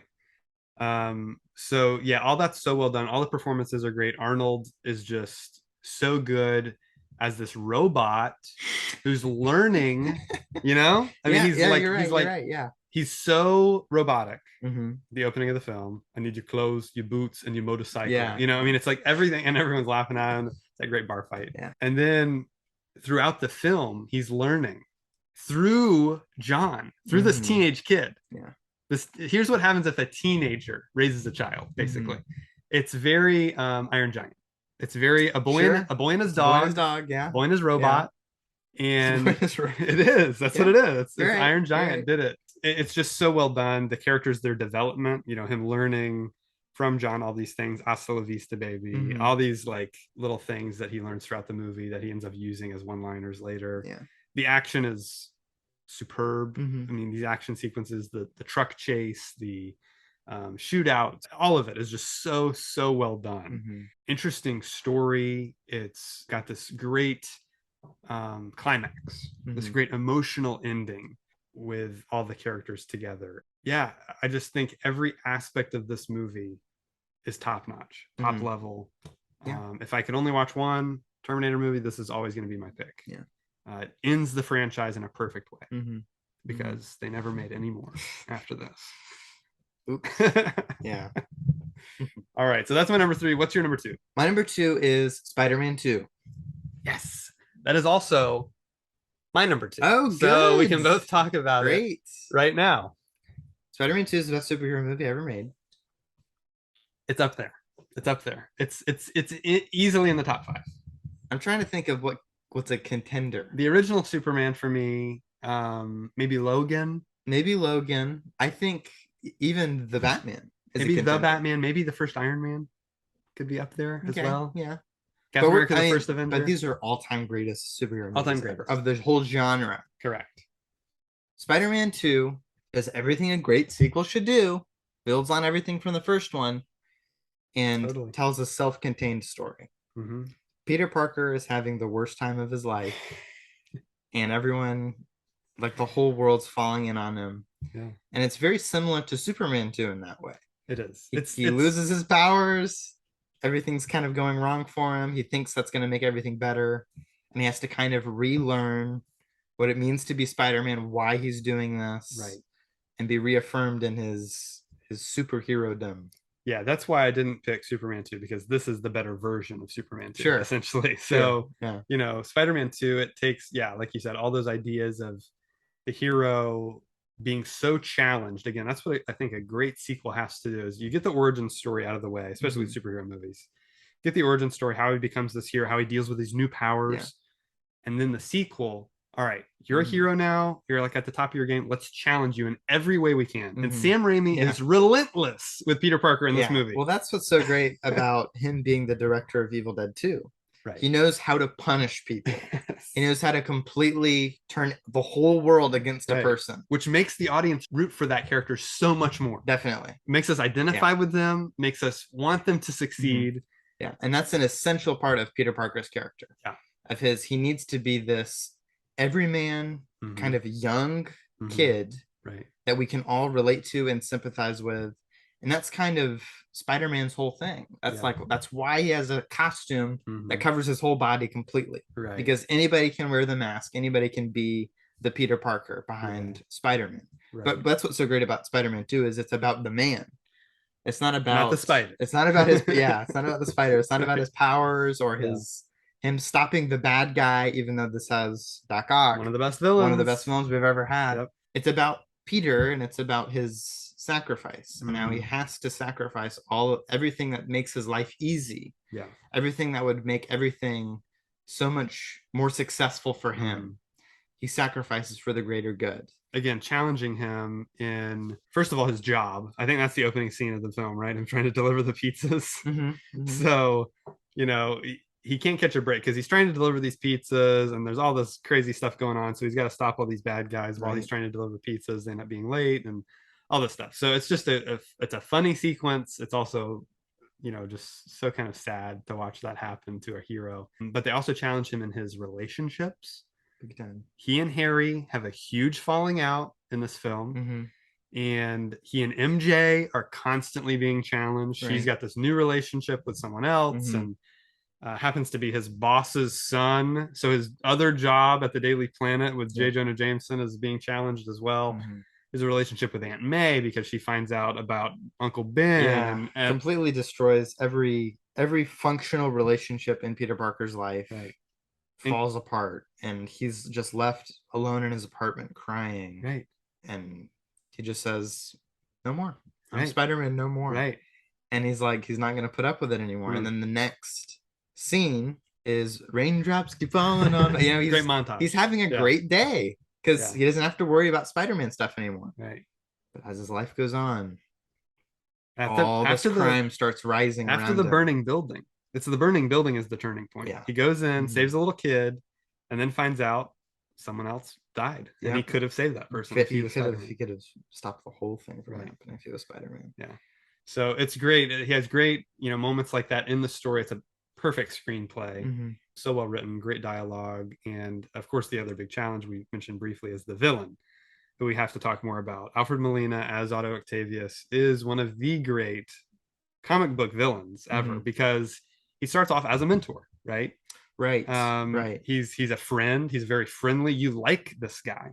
And yeah, well, we like him because he's exactly what Peter wants to become. Correct. He's the successful scientist who's saving lives, and he's with the girl of his dreams, and everything's working brilliantly for him. Yeah. Right. He has money problems, like Peter has money problems, but he's still kind of has it all from Peter's point of view. Right.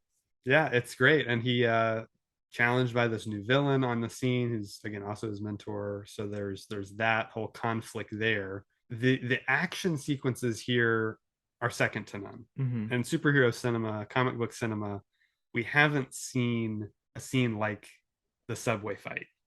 Right. I mean, that scene is so great. I mean, it's so exciting, great visually.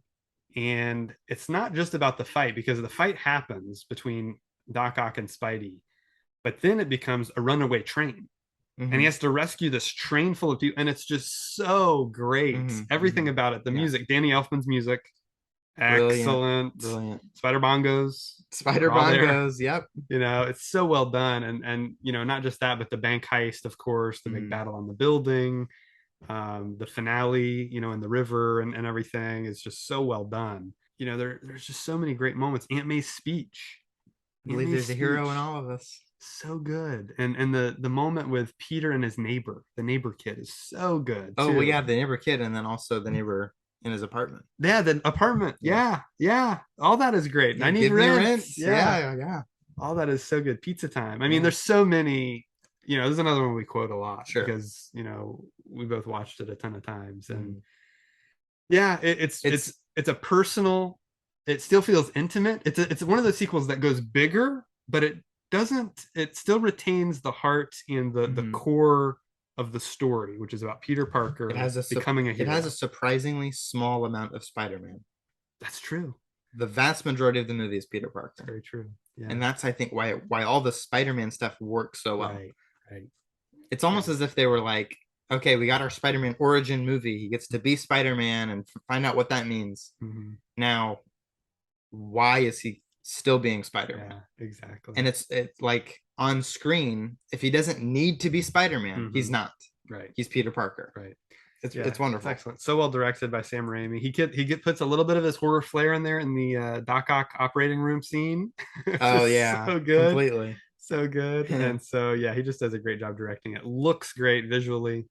It was so well shot, well edited. Yeah. So also, last thing I'll mention about Spider-Man 2 is the perfect ending. We've never gotten a better ending. I don't know if we've gotten a better ending in any superhero movie. Go get him, Tiger. I mean, that is such a great moment to end on. And again, don't even watch the third movie because the second one is so perfect. The third movie is worse. Third movie has its merits, but I'm saying the editor's cut. The first and second films make a perfect story. Some of the third one, like especially with Harry, is so great. But Peter and MJ stuff, it ends perfectly here. Their story is over. I think actually it's really good.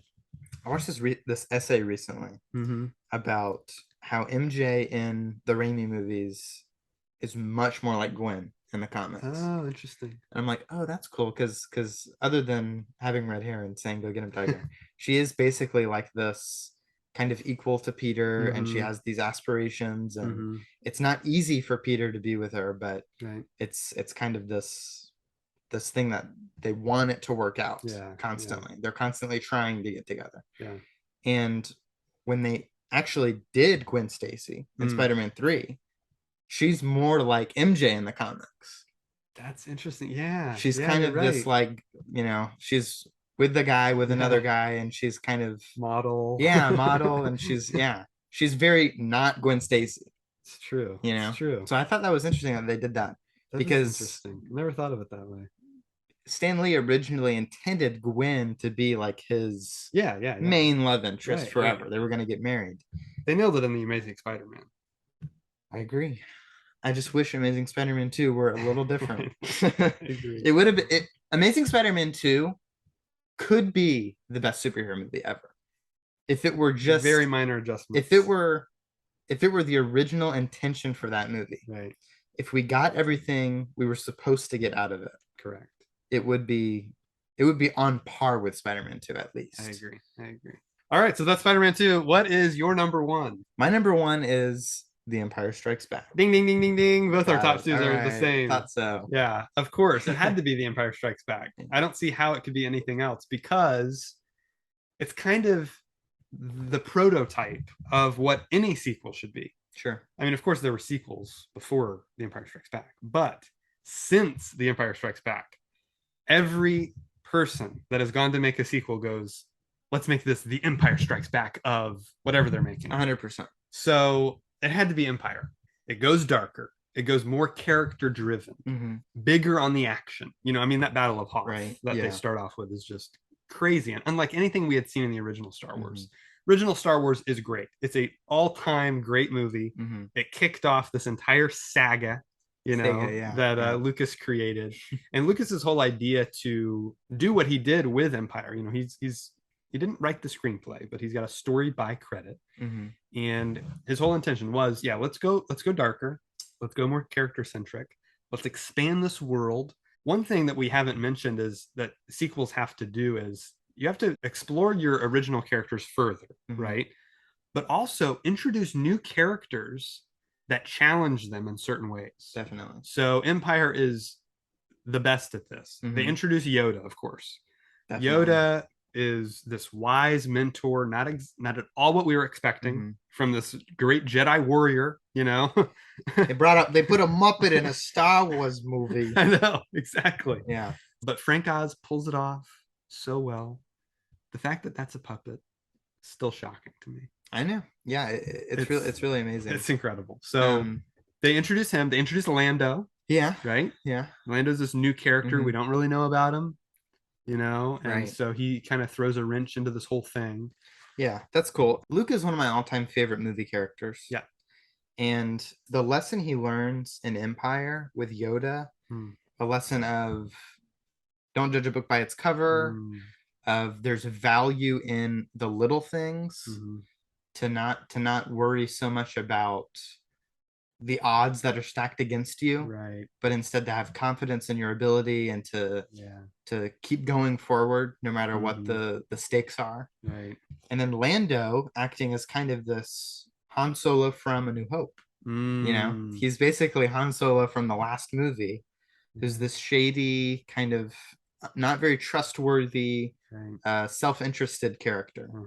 But he's a little less self-interested because he has Cloud City, right? That he's really looking out for.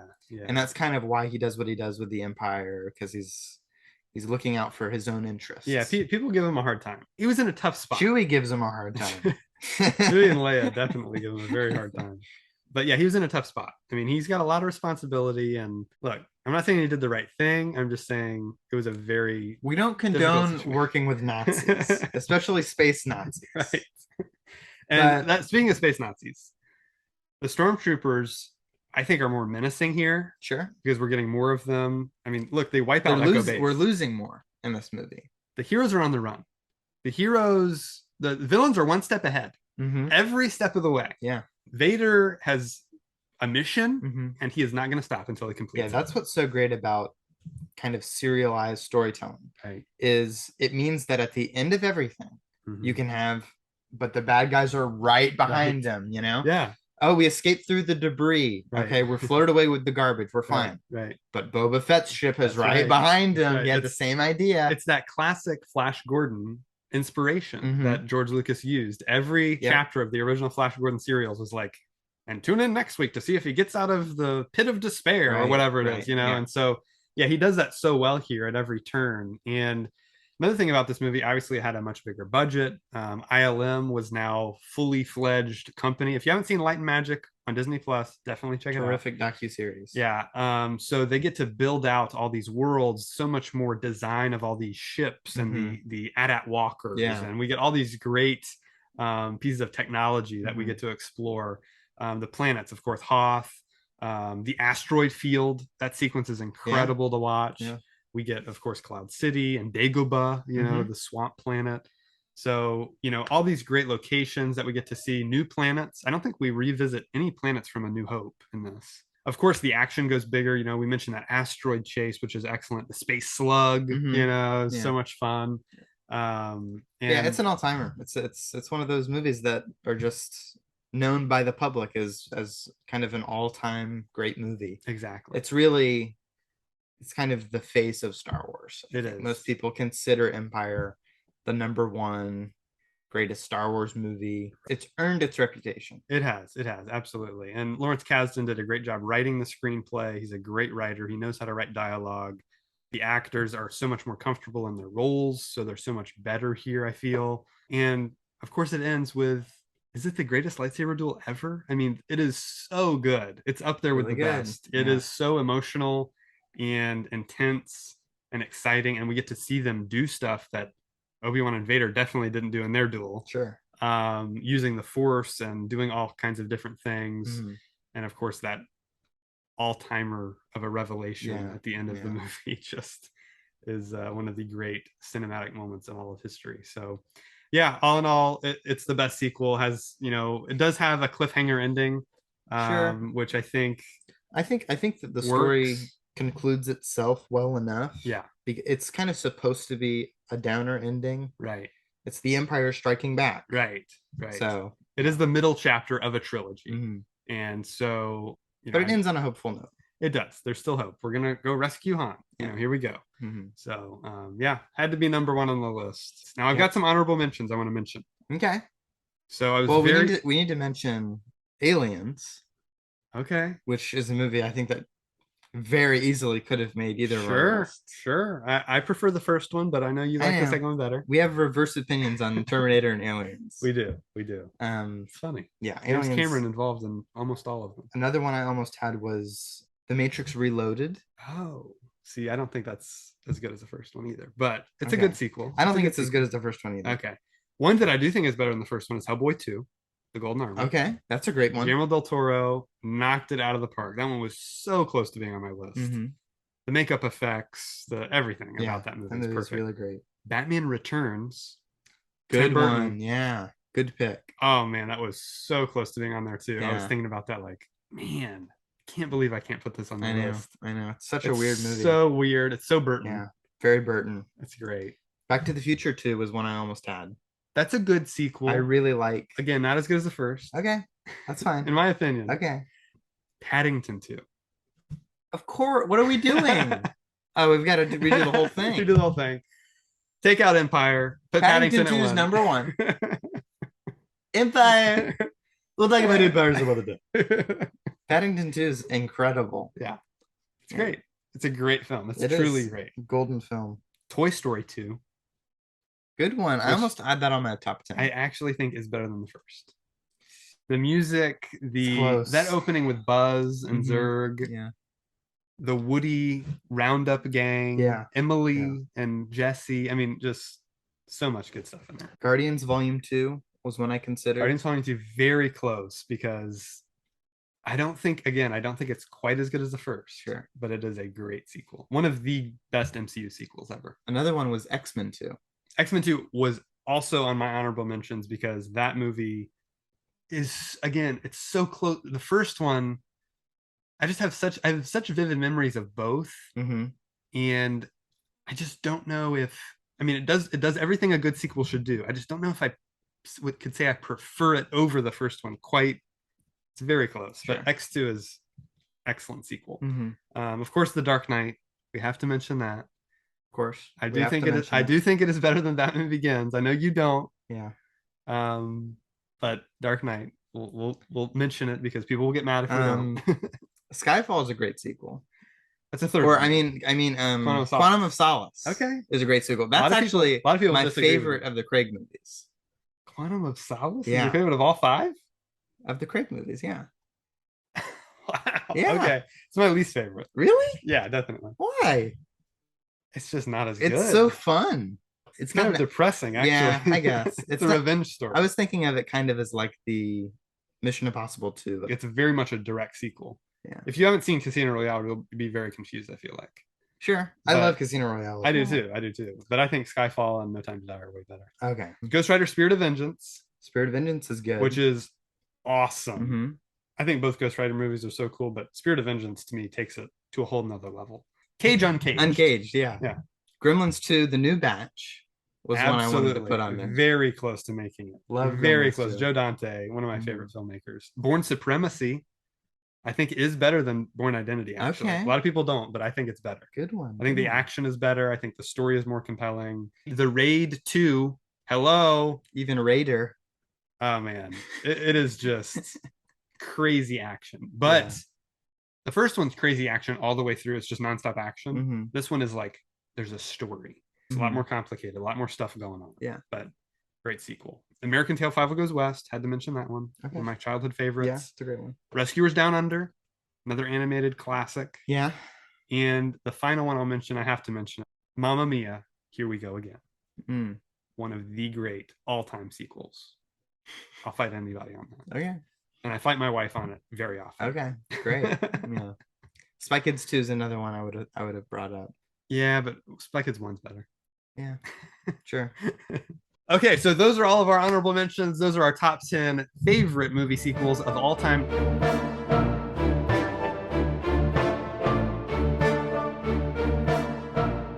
All right, so now we're going to talk about legacy sequels. This is a new thing that's kind of happened over the past couple decades, where studios realize, hey, we can cash in on some nostalgia. If we bring back some classic franchises, bring back some of the original cast, bring in some new cast, and make a sequel to a really old movie that people like. Cynically speaking, yeah, that's probably what they're thinking. Yeah, so I'm thinking more, hey, this is a great opportunity. This is a great opportunity for us to re-explore something and with a new perspective. That's a new generation. Yes, that's the optimistic view. I'm taking the cynical view. Okay, that's fine. Because a lot of legacy sequels don't work. Sure. But a lot of them do. And I probably actually like more than I don't like, honestly. I think so too. But you just have to, here's what you have to do. You have to get talent involved. You have to get behind the scenes. You have to get people that are passionate about it, that care about it, that want to make a good movie, that have a good story to tell, have a vision for a film they want to make. Yeah. You have to know what the audiences expect as well. So whenever you're making a sequel to something like that's this huge franchise that all these people adore for generations, they've liked, you have to make sure that you understand where that audience is coming from, what they're thinking, what they're expecting to happen, but not play it safe. You can't play into all those expectations. Right. You have to also subvert those expectations in some ways to make a compelling movie. Sure. But you build on the foundation. You don't ignore what's come before. You want to introduce unique new characters that aren't just archetypes of what's come before, just a new version of an old character. You want to do something new and fresh and original. You want to use your legacy characters in a compelling way. You don't just want to throw in a cameo. You don't just want to put him in the movie for 5 minutes and then, or have him in the whole movie and have him not really do anything that's compelling or interesting. Give them some kind of character development as well. Typically a legacy sequel will have a new character who has to learn from the lessons of an old character who was the original character in the first movie. Exactly. But that's been changed in some legacy sequels. They have different dynamics but really it's a story about legacy. It's about generational change. Right. It's about passing the baton, kind of what a world after that movie looks like. Yeah, exactly. Yeah. And so you want to expand on the mythology. You want to explore new ideas, though, and new themes while also carrying them over. So it's a tough balancing act, a legacy sequel. Yeah. So they're difficult to make. So we don't envy anyone who has taken them on. But if they are made well, they are really terrific movies. All right, so let's talk about some of our favorites. I'll kick it off with Top Gun Maverick. I just mentioned it. It's one that I think is really well done. The filmmakers behind it have, you can tell, so much passion for the original. And obviously, Tom Cruise, he waited this long because the story wasn't right. He's kind of a perfectionist. He's known as one in Hollywood. And so it just took them, whatever, it's been 36 years to craft a new, fresh film. It feels fresh, feels new, but it pays homage to the original in all the right ways. That opening sequence on the aircraft carrier with that music, I mean, it just put you right back into the original Top Gun. Right. And I definitely respect Tom Cruise's appreciation for cinema, for making a good movie and doing it right and taking your time to make it. Yeah. I appreciate all of that. And Top Gun Maverick has a lot of really terrific visuals in it. Oh yeah. It's a very straightforward movie that has its plot laid out in front of you. Right. But it's so much fun to watch through and through. It is. It's really compelling. Joseph Kosinski, who directed it, it's a great director. He worked with Tom Cruise on Oblivion. He made Spiderhead, which you can watch now on Netflix, and Tron Legacy, which I'm thinking we're going to be talking about very soon. We definitely will. So, what's great about Maverick is, it repeats old scenes, right? So you'll have a scene. One of my favorites is the bar scene. Okay, so they're in this bar, and Goose's son, Rooster, starts playing Great Balls of Fire, just like Goose did in the original. It's like, okay, here we're doing this again. Sure. But it has such a different tone that it starts off really fun, but then we cut to Maverick looking in. It's so sad. Yeah, tragic. And it's just so well done how they'll juxtapose scenes like that, that I really like how they did that. Of course, the action is thrilling. They shot all that stuff for real. They were up in these, planes doing all this stunt work, which is incredible. And one thing that I like about it is, you of course have Maverick back. You of course have Iceman back, Val Kilmer, that incredible scene that he was in. But the new characters are just as compelling as the old. This is one of the first movies where Tom Cruise is really letting his age show. He's very much playing late 50s guy, doing this stuff. And I really like that. So all in all, a great legacy sequel. Love Maverick. It did everything right. What are some of your favorites? Tron Legacy is one that I always think of when it comes to legacy sequels. It's in the title. Right. But it's a movie that takes the first Tron movie, which at the time was technologically incredible, but the movie itself, I feel, is kind of dull. It could do with a remake, right? And instead of just completely rebooting it, they take the people who really love and appreciate that movie and allow them to still have it while making that part of the story. Yeah. That it died in the 80s, that people forgot about it, and it was what it was. And all this time went by, and all the while this time has been passing, Kevin Flynn has been creating the grid. Right. And Sam, his son, who's now grown up without a father, and already is a compelling character in his own right. He has this fortune that he's inherited from his dad, but it's kind of been taken over by this corporation. He's going through this really unique journey, I think, and relationship with his father. Yeah. And Tron Legacy really is so unique visually. Right. Compared to the first movie, compared to any movie. Yeah. It's really just a stunningly visual and audible film. Yeah. It sounds unlike anything I've ever seen, and I've never seen anything that looks like it. Right. So Tron Legacy is one that I think of as one that's better than the original, and that really pays homage to it in a respectful and meaningful way. Yeah, I agree. I think Tron Legacy is excellent. That Daft Punk score is so cool. Great visuals, great action. And yeah, it just cranks it up to the next level as far as a sequel goes. And like you said, pays respect to the original, gives Kevin Flynn a good storyline as well.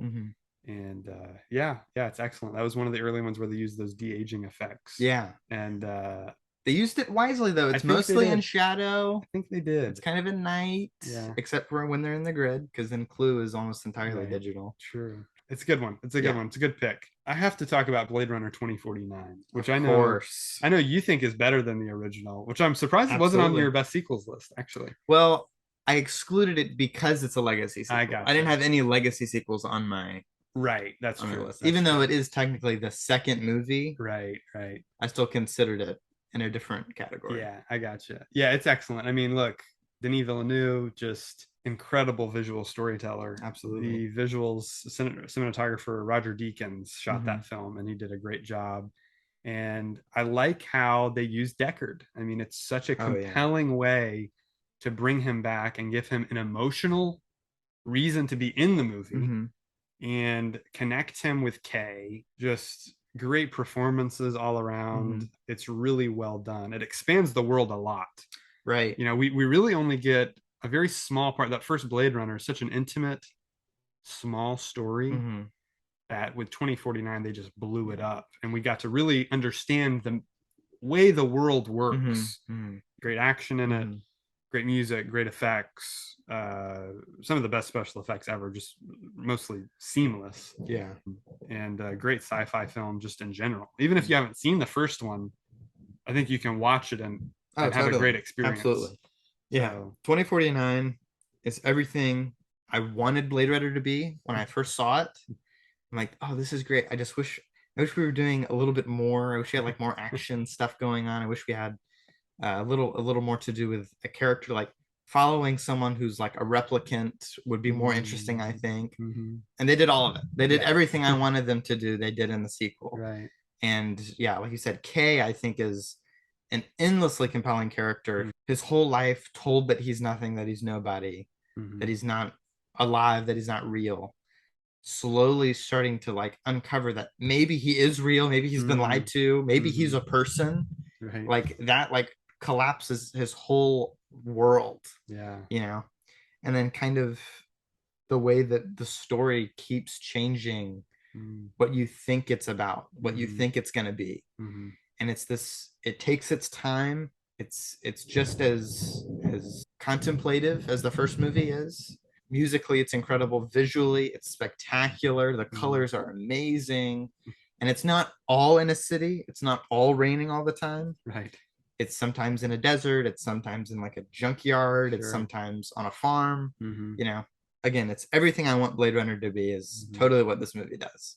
Yeah, it's a great sequel, great follow-up to the original, which is tall order because that first one I still prefer it, but yeah, it's an all-timer. So the fact that they made as compelling a sequel as they did is pretty impressive. Definitely. Yeah, the next movie I wanted to talk about was The Muppets Legacy sequel. Okay, yeah, that definitely counts. I just rewatched this the other day. Yeah, that's a great. That's my favorite Muppet movie. I know, it's the best Muppet movie. Yeah, it's all about how the Muppets are completely forgotten. They had their big thing in the 70s and now it's over.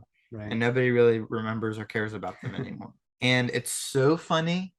It stays in tone with Muppet humor. Yeah. But it tells a story of, hey, we're going to come back and give it one last hurrah. Right. And maybe have a good time along the way. Right. And it's just so much fun, so entertaining. Yep. Walter is our protagonist, and he's just the biggest Muppet fan ever. Totally new character. Totally invented for the movie. And we follow him and Jason Segel and Amy Adams. Yep. It's an all-star cast. We get all kinds of celebrity cameos like any Muppet movie gets. Yeah. It's really telling a story about the Muppet characters and about them coming back together and putting aside their differences, kind of like a band reunion. Right. It's very much a legacy sequel in that way. And that it's these old people coming back for a new audience. Right. Not necessarily new people meeting the old people and like that. Because there is Walter and there is that dynamic, but it's mostly all the old cast coming back for a new audience. Right. The crowd and the people watching are the ones who have changed. Yeah. And their humor has changed in some ways, and they're more modern in the things that they do. And the cameos are all new celebrity cameos, right. You know. There are references to old stuff still. and the characters still act like they're kind of old characters, right? But it's still it's very much a Muppets movie. Yeah, it's great. It's great how Miss Piggy's moved on. Like, yeah, they have to go recruit everybody again. They're all in different places in their lives. Yeah, definitely. So well done. Yeah, that's an utterly hilarious. Yeah, that's a good pick. That's a good pick. I didn't really think about that one, but that definitely counts. So yeah, that again, that's my favorite Muppet movie. It's so much fun. Great music, really good performances. So yeah, another good one. Yeah. Another one of my favorite legacy sequels is Star Wars: The Force Awakens. Now, the Star Wars sequels, obviously, hot button issue.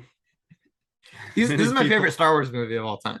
All three of these are my favorite Star Wars movies. I agree. I mean, they're all the best trilogy. They're all great. Look, here's why. They're building on the legacy that came before. So your original Star Wars films are fantastic, great mythic stories that have been handed down generation to generation. They're all wonderful. They're all great. The prequels are great. I adore the original trilogy. The prequels, I think, are fantastic. I totally grew up with them. Yeah. But the sequels have the advantage of the lessons learned from both movies. Exactly. We need character story. We need amazing special effects and operatic, legendary scale. And it takes both of those things that really work and gives us something new. Yes. While learning from those films. Correct. The Force Awakens, especially on a technical level, it's giving us practical effects unlike we've ever seen before. One of the most incredible effects I've ever seen is when Finn is on Jakku and he's drinking water out of this like mud puddle, right? And there's this giant pig monster next to him, and you're like, oh yeah, it's a big CGI, alien creature. But it's fully practical. Totally there. It's a totally real thing, and it's actually only there for like 2 shots. Yeah, and then it's built that whole thing. It's incredible. So many other effects like that, like Unkar Plutt is like a totally prosthetic character, and all these other things. Yeah, but Force Awakens specifically is just like you have your new cast, your new 3, right? You've got Rey, Finn, and Poe, and then you've got your old 3. You've got Han, Leia, and Chewie, right? Yeah, and it's the new people's problems and the old people's problems, and they're having to deal with each other's issues, right? It's such a great legacy story. Yeah, because they're using those legacy characters in such a compelling way where obviously 30 years has passed, so a lot of things have changed, and it's using them to tell this new story with these new characters, and each new character has their own little arc, just in this one movie, but of course over the trilogy even more so. And so the way they use Han here, I think, is utterly perfect. It is an absolute miracle that they can earn what they did with Han in this movie. I know, it's incredible, and it's what Harrison always wanted. So in that kind of meta way, looking outside the story, he always wanted Han to serve the story in a way that was compelling. And they do that here in such a way that's so emotional and visceral and gut-wrenching that just works so well for the character of Kylo Ren, who probably my favorite of the new characters. I think Kylo Ren encapsulates everything really terrific about the sequels. Kylo Ren and Rey, really, they're the two for sure. But Kylo is the legacy character, right? He's the child of Han and Leia. He's looking back to Vader. He's constantly looking back. He's wanting the galaxy to be as it was before. Right. He's the original trilogy fans. Exactly. He's constantly angry at the new stuff that's happening. Right. And he's trying to rebuild the empire. Rebuild the empire what happened before. As it was, as it should be. Finish what his grandfather started. Absolutely. He's all about the past. He's living in the past. Yeah. He doesn't want to move forward with his life. He wants to continue on the legacy. Yep. And basically the trilogy is about how that legacy needs to end so that a new one can begin, one that's better. Yeah. And that's Rey's story. Exactly. That's Rey's story of being this no name, out of nowhere character who has no connection, who's just this total stranger that has her own story to tell and has her own ideas to share and journey she goes through. But what's interesting about both of them is she's kind of stuck in the past too. She's always looking back to Jakku. They're gonna come back and get me. Exactly. And through her interaction with Han and Finn is what sends her on this new mission. BB-8, right. BB-8 actually initially. Sure. Who's a great character, but sends her on this mission. Sends her to meet Luke, to meet her new destiny, to move her character forward. You know, the opening, the visuals, no dialogue when we meet Rey, and we get her instantly. We get that she's in the bowels of this old abandoned Star Destroyer. She's scavenging. You know, again, she's living in the past. She's living on Tatooine, essentially. You know, this desert planet, and she has to get out. She has to go explore. Yeah, she's living off the bones of the dead old thing that's on the planet. Right. You know, she's picking out what she can and taking what she can get. Force Awakens to me is the legacy sequel. It's the way to do it as best as you can possibly do it. Sure. It's paying perfect homage to everything that came before it, thematically with the prequels, with certain characters from the original trilogy, and bringing something that's totally new and really compelling, telling its own story. That's Force Awakens is relatively standalone. Yeah.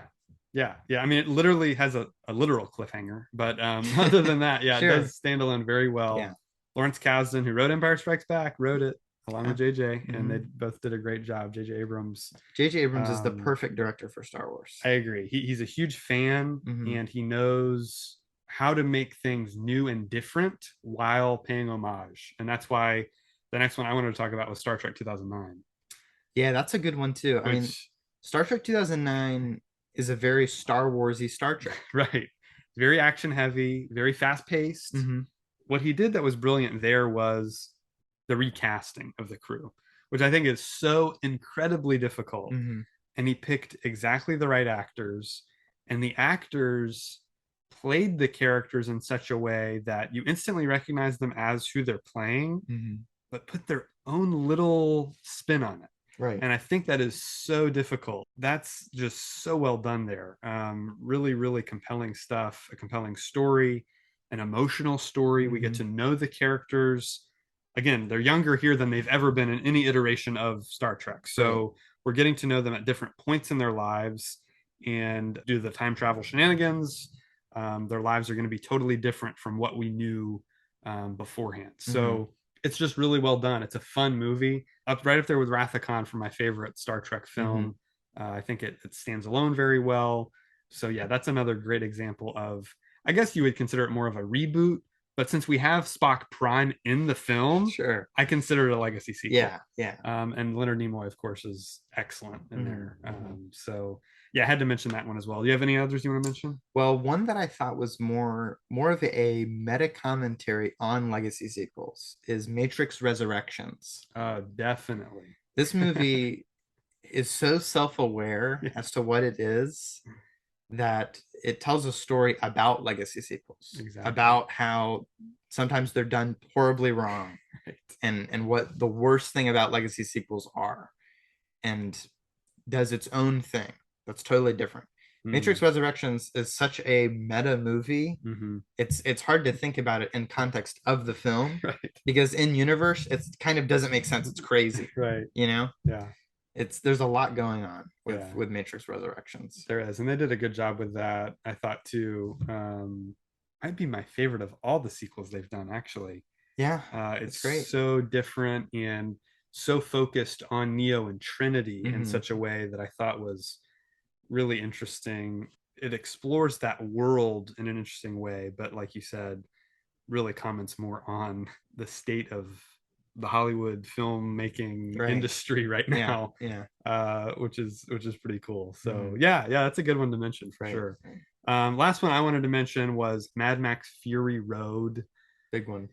This, of course, is the action movie. I don't see how it can ever be topped. I mean, it's so big, bombastic, explosive, colorful, vibrant, exciting, thrilling story. It's all one long chase, basically. The whole movie is a big chase sequence, and The characters have little to say, yeah, but are still carry out their performances visually.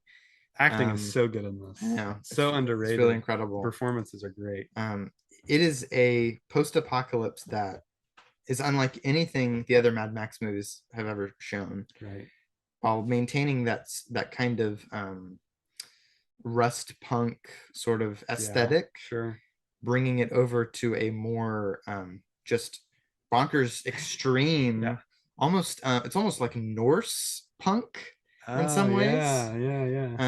Yeah. It's really interesting, and it's super disconnected from any of the other Mad Max movies. I mean, it is and it isn't. I think this fits in with the other ones fine, but yeah, it definitely, he didn't try to make it fit in. Sure. He just tried to make another Mad Max movie. How would I make a Mad Max movie today? 2015 when he made it. Right. That's what makes it a great legacy sequel, is that it's not completely trying to pay homage to another movie. Right. There are no character cameos.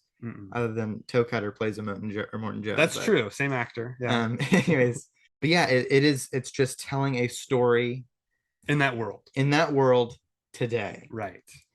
All the effects, all the modern, camera work and effects work and digital technology, but they're still doing a lot of this is practical. It's pretty phenomenal how much of this they actually shot out in the desert. They're just kind of using CGI the right way, which is to accentuate things, to create backgrounds or explosions or whatever they need to do that would be way too dangerous to do in real life, even though they're still doing tons of dangerous stunts and things. Tom Hardy is great. He is as Mad Max. I think he is an excellent replacement for Mel Gibson. I don't know which one of them I prefer in the role. Honestly, it's hard to say because Gibson originated it and got to play him 3 times. Sure. So it's kind of hard to say. But it's amazing that it's even a question. That speaks to how great Hardy's performance is. That's what I'm saying. That you even consider that his performance could be better when he shows up in one movie and speaks even less than he does in Road Warrior. It's true. True. I know. It's pretty impressive. Mad Max is a very static character. He very much remains Max. Through and through. That's true. Whatever movie he goes. But there's always something that he learns. There's always like some little, he'll gain some ounce of humanity that wasn't there at the beginning of the story. Sure. That's what's so great. That's what's so great about the whole saga, is you have the very beginning is him losing his humanity. Right. That's what that whole movie is about. It's about order's gone, chaos is taking over, and people are gone. Right. The second movie is he's an animal. Right. And he has to kind of just survive, have some semblance of community. Right. Then the third one, we get, hey, there's civilization now. Right. There's kind of like people, and he's having to interact with people. Yeah. And you have the kids, and the kids are just like so important for his character. That's where it comes full circle. Yeah. In Fury Road, he's very animalistic at the opening of that film. I mean, he looks crazy. Eating two-headed lizards. He's eating two-headed lizards. He's totally lost completely. Has no direction. Doesn't know what he's doing. He's just, again, just surviving. That's all he's doing. Yeah. And through his interactions with Furiosa and the wives and all that is where he kind of relearns his humanity. And so Fury Road I had to put on there because it's probably my favorite one because, again, of how it's connected to the other ones, yet its own thing. Yeah. Upping the ante, doing everything better. Fury Road had to be on there. All right, so we'll mention a few honorable mentions for these legacy sequels. Dr. Sleep, sequel to The Shining. I really want to see Dr. Sleep. I tried to watch it last night, but they took it off HBO. Oh, really? Yeah, that's a good one. Rocky Balboa. Good one. Yeah, I like Rocky Balboa a lot. Excellent. As well as Creed, I guess you could consider a legacy sequel. Sure. It's kind of more of a spin-off, but Rocky's such a big part of it that kind of is a legacy sequel. Yeah. Superman Returns is a really interesting legacy sequel. It is because it's a totally new cast and crew, but it's very much a sequel to Superman 2. Yeah. It's ignoring Superman 3 and 4 and jumping straight into this new one. Bill and Ted Face the Music. Great one. It had been years since Bogus Journey. Yeah. And I thought they did a great job with it. I had a blast watching that. Was really fun. Jumanji Welcome to the Jungle. That's a fun one. Yeah. I mean, it's not what I want Jumanji to be, but it is fun. But to continue that story, I think it's a cool way to do it. Sure. It's different. I prefer Zathura. Definitely. Thank you so much for joining us here on the Real World Podcast. That was our discussion on our favorite movie sequels and legacy sequels. So be sure you let us know what your list is in the comments below. Give us a like, hit the subscribe button, hit the bell to get notifications of all our videos here at the Real World, and we'll see you next time.